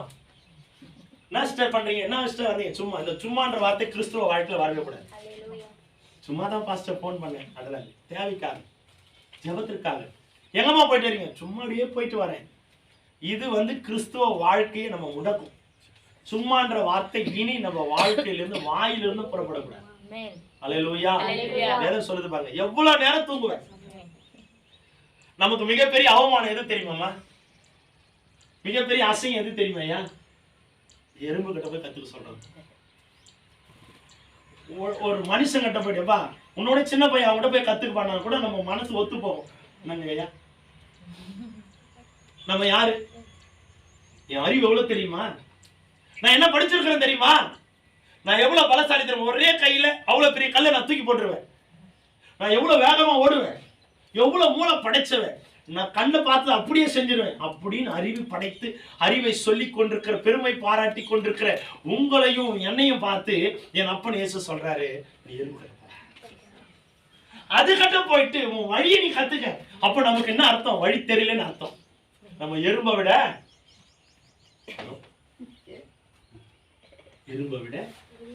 நான் முட்டாளா இருக்கிறேன். எவ்வளவு பெரிய அவமானம். அதை படிக்கும் போது ஆண்டவர் கேட்ட, ஆண்டவர் தயவு செய்துப்பா என்ன எறும்பு கட்ட சம்பந்தப்படுத்த இல்ல. எறும்புக்கு இருக்கிற அந்த சுவாமம், அந்த குணம் காலையில பாருங்க. அது கிட்ட இருக்கிற குணம் என்ன தெரியுமா?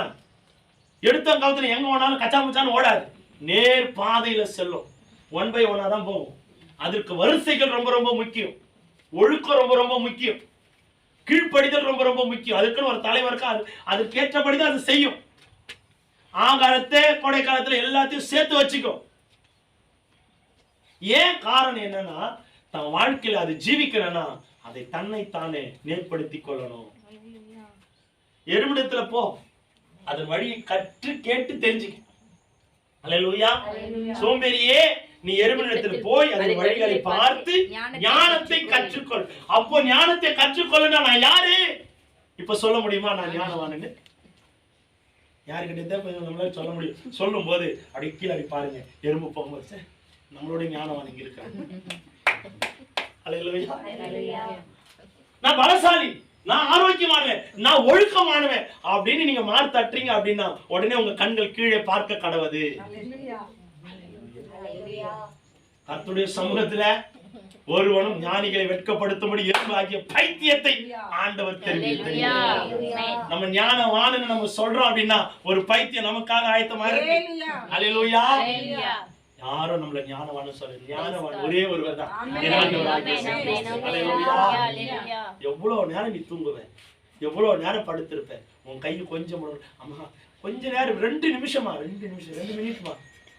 என் பிள்ளை அடிக்கடி சொல்லுவான் 2 நிமிஷம். இது எங்கந்திரா வந்ததுன்னு நான் பார்க்கும் போதுதான் ஒரு இடத்துல இருந்து வந்ததுன்னு நான் தெரிஞ்சுக்கிட்டேன். 2 நிமிஷம்ப்பா. இந்த 2 நிமிஷம் 2 வருஷம் வாழ்க்கையை இழந்து. காலையில எழுந்து ஆண்டோட சமூகத்தில் காத்திருங்க. 4 மணிக்கு ஆண்டோட பேசுகிற அந்த நேரத்தை பழக்கமா சுவாபமா மாத்திக்கல. எவ்வளோ இன்னைக்கு ஆண்டவர் எனக்கு என்ன சொல்றேன், நான் ரொம்ப நேரம் தூங்குறாங்க வீட்டுல. ஏன் ரொம்ப நேரம் தூங்குனா, எங்க வீட்டுல மாடு இருக்கும், 100 மாடு வச்சிருக்கோம். அந்த மாடுகளை எல்லாம் பிடிச்சி போய் கட்ட சொல்லுவாங்க. 4வது படிக்கும்போது 7வது படிக்கும்போது அந்த மாடுகளை கட்ட சொல்லுவாங்கன்றதுக்காகவே வேலையே தூங்குவேன். யாராச்சும் ஒருத்தர் கூட்டிட்டு அப்பா இல்ல அண்ணன் யாராச்சும் கூட்டிட்டு போய் கடைசி வரைக்கும் 8, 9 மணி வரைக்கும் 10 மணி வரைக்கும் அந்த மாடு தொழுவத்துல தான் இருக்கும். எங்க அம்மா சொல்லுவாங்க, நீ எத்தனை கட்டாம யாரும் போக மாட்டாங்க. அப்படி தூங்கி தூங்கி என் வாழ்க்கை இழந்து போனேன். அப்பதான் ஆண்டவரத்துல கேட்டு கற்று பண்ணேன். 4 மணிக்கு இப்பெல்லாம் எழுந்து, இப்ப நேற்று நைட்டு தூக்கமே இல்லை, 5 முறை எழுந்தேன். பாருங்க, அந்த 5 முறை நான் எழுந்திருக்கும் போது என்ன அறியாமே எனக்குள்ள ஒரு கேள்வி, ஏன் ஆண்டவரே இத்தனை நாளா நான் தூங்குவேன், கரெக்டா 4 மணிக்கு தான் என்ன எழுப்புவீங்க, இன்னைக்கு ஏன்பா இவ்வளவு நேரம் கழிச்சு? நான் உன் போனு ப்ராப்ளமா இருக்கு, உன் போன் அலாரம் அடிக்காது, நீ எழுந்துக்க. பாக்குறேன் 4 மணிக்கு அலாரம் அடிக்கலைங்க. மனசு அவ்வளவு பதறி போச்சு. 4 மணிக்கு நான் எழுந்து ஜெபிக்கணும், அலாரம் அடிக்கணும், எல்லாத்தையும் செட் பண்ணி வைக்கிறேன், ஆனா அலாரம் அடிக்கல. 4 முறை 5 முறை எழுந்து ஜெபிச்சுட்டு படுக்கிறேன். அப்புறமா கரெக்டா 3:55க்கு ஒரு இழுப்பு. அப்பதான் என்ன குறிச்சு ஆண்டவர் என்கிட்ட பேசுற மாதிரி, உன் போன் அடிக்காது, நீ எழுந்துக்க, டைம் ஆக போகுது, ஆராதனைக்கு போனோமே எழுந்துரு அப்படின்னு. இல்லப்பா அலாரம் அடிக்க போகுது, பாரு உன் டைம். பார்த்தா 3:59 எழுந்து ஓப்பன் பண்ணி 2 நிமிஷம் கையில வைக்கிறேன், 4 அலாரம் அடிக்கல. கொஞ்ச நேரம் என் இருதயம் அப்படியே பதவி போச்சு. ஆண்டவரே, அப்பதான் மறுபடியும் ஆண்டவர் சமூகத்துல முழங்கால் படிக்கிட்டு ஜெபம் பண்ணு. என்னை எவ்வளவா நீங்க நேசிக்கிறீங்க, ஆராதிக்கணும்ன்றது என் நிமித்தமாய் உண்மை ஆராதிக்கணும்ன்ற அந்த ஒரு ஆசை எனக்குள்ள நீங்க கொடுத்துருக்கீங்க. எழுந்த உடனே ஆண்டவர் சமூகத்துல ஜெபம் பண்ணிட்டு ஒவ்வொருத்தருக்காக ஜெபம் பண்ணிட்டு அப்புறம் எழுந்து வெளியே வரும்போது ஆண்டவர் தெளிவா பேசினார். நான் ஒவ்வொரு நாளும் உன்னோடு புரியுது. இந்த சுவாபத்தை நம்ம ஆண்டவர்கிட்ட ஒப்பு கொடுத்துட்டீங்கன்னா ஆண்டவர் கரெக்டா நம்ம இருக்கோம். என்ன பிரச்சனை இருந்தாலும் அவர் நம்மோடு கூட பேசுவார். எழுந்துக்கிற சுவாபத்தை கற்றுக்கொள்ளுங்க. 6 மணிக்கு மேல தூங்காதீங்க. எழுந்து ஜெபம் பண்ணுங்க, ஆண்டோட சமூகத்துல காத்துருங்க. இந்த பழக்கத்தை வைத்துக் கொள்ளுங்க. அப்ப நம்ம தூங்குறோம் அப்படின்னா நமக்கு நாமே தரித்திரத்தை உண்டாக்கி கொள்கிறோம். அது நீதிமொழிகள் 23:21 வாசிங்களேன். 23:21 வாசிங்க. குடியனும் போஜன பிரியனும் தரித்திரர் ஆவார்கள். தூக்கம் கந்தைகளை உடுத்துவிக்கும். தூக்கம் கந்தைகளை உடுத்துவிக்கும். நம்ம நிறைய தூங்குறோம் அப்படின்னா நம்ம என்ன அழகான ட்ரெஸ் அணியவே முடியாது. இன்னைக்கு கலர் கலரா நம்ம ட்ரெஸ் அணியறோம்ல, காரணம் என்ன நினைக்கிறீங்க? இப்போ நம்ம அழகழகா ட்ரெஸ் போடுறோம், நல்ல saree கட்டுறீங்க, நல்ல பேண்ட் ஷர்ட் போடுறோம். காரணம் என்ன? ஐயா அழகா சொல்லுவாங்க. இப்போ நம்ம அழகா பேண்ட் ஷர்ட் போடுறோம், நல்ல ட்ரெஸ் போடுறோம். காரணம் என்ன ஐயா? இல்ல ஐயா, நம்ம எதனால அதெல்லாம் போடுறோம்? அதுக்கான காரணம் என்ன? நம்ம இருக்கிறோம். அடுத்தது நம்ம உழைப்பு. தூங்காம ஓடுறீங்களா ஐயா? எனக்கு ரொம்ப பிடிக்கும். காரணம் என்னன்னா, இவ்வளவு நேரம் இருந்தாலும் அந்த வேலைன்ற விஷயத்துல முக்கியத்துவம் கொடுத்து தூங்காம ஓடுறது நிறைய காரியங்களை நான் பார்த்துருக்கேன். இப்போ இவருடைய பிள்ளைகள் எல்லாம் இன்னைக்கு நல்ல ஒரு ஆடைகள் அணிந்து கர்த்தருடைய பார்வையில் இருக்கான காரணம் ஐயாவுடைய உழைப்பு. புரியுதுங்களா? நம்ம உழைக்கணும். நம்ம தரித்திரன் ஆகக்கூடாதுன்னா நம்ம உழைச்சாதான் அந்த தரித்திரத்தை நம்மளால மாற்ற முடியும். தூக்கம் என்னவா கொடுக்குமா? கந்தைகளை கொடுக்கும், கிழிந்து போன ஆடைகளை கொடுக்கும். பிச்சைக்காரனை பார்த்துருக்கீங்களா? ஏன்னா காலையில இருந்து உட்காந்துருக்கிறத பார்த்துருக்கீங்களா? மணிக்கணக்கா தூங்குவான் கேட்டு வாசல்லே. அந்த கடைக்காரன் வந்து தண்ணி ஊத்தி எழுப்புற வரைக்கும் தூங்குவான். அவன் பிச்சைக்காரன் ஆனது காரணம் என்னை யாருமே ஆதரிக்கல இல்ல, அவன் உழைக்கல. உழைப்பு உயர்வை கொடுக்கும். அல்லேலூயா. கிறிஸ்துவ ஆவிக்குரிய வாழ்க்கையில நீங்க உயரணும்னாலும் உலக வாழ்க்கையில உயரணும்னாலும் நீங்க கடினமா உழைக்கணும். தூக்கத்தை மறக்கணும். அல்லேலூயா. தூக்கம் தரித்திரத்தையும் கந்தைகளையும் நமக்கு பரிசா கொடுக்கணும். அது நமக்கு வேணாம். உழைப்போம். தூங்க வேண்டிய நேரத்துல தூங்குங்க, ரெஸ்ட் கொடுங்க. அதுக்கான ரெஸ்ட் கொடுக்க கூடாதுன்னு சொல்லு. சரியான நேரத்தை எப்போ உடம்புக்கு ரெஸ்ட் கொடுக்கணுமோ ரெஸ்ட் கொடுங்க. தன்னுடைய ஹார்மோன்களை எப்ப செயல்படுமோ எந்த நேரத்துல அதை கரெக்டா சீரா செயல்படும் அந்த நேரத்துல தூக்கணும்னா அந்த நேரத்துல தூங்குங்க. எந்த நேரத்துல விழிக்கணுமோ அந்த நேரத்துல விழித்துக் கொள்ளுங்க. தூங்குற நேரத்துல விழிச்சிட்டு இருக்கிறதுக்கும் விழிச்சிருக்கிற நேரத்துல தூங்குறதுக்கான நேரங்கள் இல்லை. இது எழுப்புதலின் காலம். அல்லேலூயா. எழுப்புதலின் காலம். இந்த காலத்துல நம்ம விழிச்சிருக்கணும். நம்ம தரித்திரன் ஆகக்கூடாது இருந்தாலும் இருக்கணும்னாலும் நம்ம விழிச்சு ஜெபிக்கணும். அல்லேலூயா. ஒவ்வொரு நாளும் நம்ம உழைக்கணும். உழைச்சாதான் அதற்கேற்ற பலன். ஆமென். நம்முடைய வாழ்க்கை ஆண்டவர் நம்மை கொடுத்திருக்கிறதுக்கு காரணம் நேர்த்தியானதையும் ஞானமானதையும் செய்ய நம்ம கற்றுக்கொள்ளணும். இடத்துல போய் கற்றுக்கொள்ள சொல்றாரு இல்லையா? அது வழி அது தப்பு கிடையாது. பார்க்கலாம். நம்ம பார்க்கும்போது அது பார்க்கும்போது நமக்கு எவ்வளவு அழகா இருக்குல்ல, எவ்வளவு அழகா போகுது பாருங்க, எவ்வளவு நேர்த்தியா போகுது. இந்த காரியத்துல நம்முடைய வாழ்க்கையில ஆண்டவர் கற்றுக்கொள்ள சொல்றாரு. ஒரு சபையில நான் பார்த்தேன், விற்பனை விழான்னு வைப்பாங்க. விற்பனை விழான்னு போட்டு அங்க ஒரு போர்டு போட்டுருப்பாங்க, எல்லா வரிசையில் நிற்கவும். அப்படி எல்லாரும் வரிசையில் நின்று ஃபுட்டு வாங்க சொல்லுவாங்க. அவங்க சொல்லுவாங்க, இங்க வந்து இங்கெல்லாம் செஞ்சு அது காணிக்கையா கொடுத்துருவாங்க. அர்ப்பின் பண்டிகை வரும் இல்லையா, காணிக்கை கொடுப்பாங்க, விற்பாங்க. அங்க ஒரு போர்டு போட்டு வச்சிருப்பாங்க, எல்லாரும் வரிசையில் நிற்கணும். நம்ம மாலை பார்க்கணுமே. அப்படியே எல்லாம் கரெக்டா இந்த பக்கம் அப்படி எட்டி பார்த்தேன்னு வச்சுங்களேன், ஒரு ஆள் கூட பிசுனாம கரெக்டா லெவலா நிற்பாங்க. என்னங்க ஆள் பாக்குறீங்க? கிடையாதுங்க, எல்லாம் அந்த கடையே தெரியாது, போர்டு தெரியாது, வரிசையில் நிற்கணும் போர்டு போட்டுருக்காங்க இல்லையா. அப்படியே எல்லாம் நம்ம ஒழுக்கமா கரடு வைக்கிற மாதிரி அப்பா நம்ம மக்களாப்பா இது இல்ல. அங்க போர்டு போட்டிருப்பாங்க, வரிசையில் நிற்கவும். போர்டே தெரியாது, அவன் என்னத்தை வச்சு சேல்ஸ் பண்றான்னு தெரியாது. மக்கள் கடகடான போயிட்டு நின்றுவாங்க. அதை விட ஒரு கொடுமை என்ன அப்படின்னா, எல்லாம் காணிக்கை எல்லாம் சேல்ஸ் பண்ணி முடிச்சுட்டாங்க. இப்போ அவ்வளவு முடிஞ்சிச்சு, அதுக்கு தேவையான காணிக்கையை சர்ச்சைக்கு கொடுக்க வேண்டியது. இது மீதி சாப்பாடு இருக்கு, சரி ஓகே இது இன்னும் எல்லாம் எடுத்துக்கலாம் அப்படின்னு நம்ம மக்களுடைய ஓட்டத்தை பார்க்கணுமே. ஒரு அம்மா பைபிள், அந்த அம்மா பைபிள் கவர்ல போடுறதா எத்தனை வருவாங்க.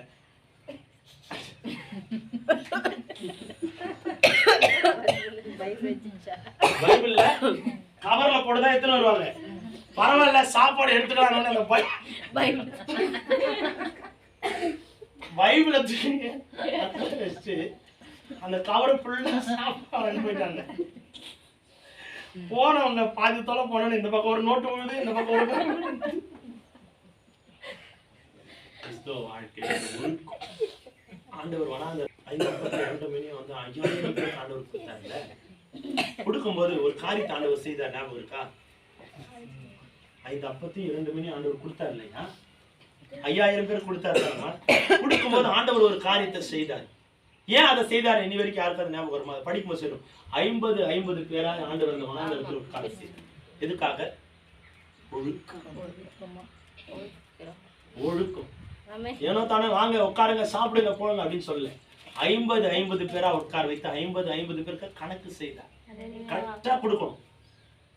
புரியுதுங்களா? ஒழுக்கம் ஆண்டவருக்கு ரொம்ப பிடிக்கும். கிறிஸ்து உடையவராய் இருக்கிற நாம எல்லாவற்றிலும் கரெக்டா இருக்கணும். சரியான நேரத்துல குளிக்கணும், கரெக்டா தலை சீவணும், பல்லு, எல்லாமே ஒழுக்கம் இருக்கணும். அல்லேலூயா. ஒழுக்கம் தான் ஒழுக்கம். அது அந்த பழமொழி திருக்குறள் எது சொல்லுவாங்க? பழமொழி தானே, ஒழுக்கம் உயிரினும். அப்ப உயிரினும் மேலானது எது? ஒழுக்கம். ஒழுக்கமற்ற வாழ்க்கை கிறிஸ்தவ வாழ்க்கையில் அனுமதி இல்லை. ஒழுக்கமா இருக்கும். அல்லேலூயா. கர்த்தருடைய சமூகத்துல நாம ஒழுக்கமா இருக்கும் போதுதான் நம்ம வாழ்க்கை இன்னும் மேன்மையாக மாற கர்த்தர் நமக்கு உதவி செய்வார். அல்லேலூயா. தூக்கத்தை நம்ம விரும்பவே கூடாது. தூக்கம் நம்ம வாழ்க்கையில சரித்திரத்தை கொடுக்கும். ஆண்டவருடைய சமூகத்தோட ஜபத்தை இழந்து போவதற்கு மிகப்பெரிய காரியமே தூக்கம். எத்தனை காரியத்தை பார்த்து நாம இன்னைக்கு சொல்ல முடியுமா?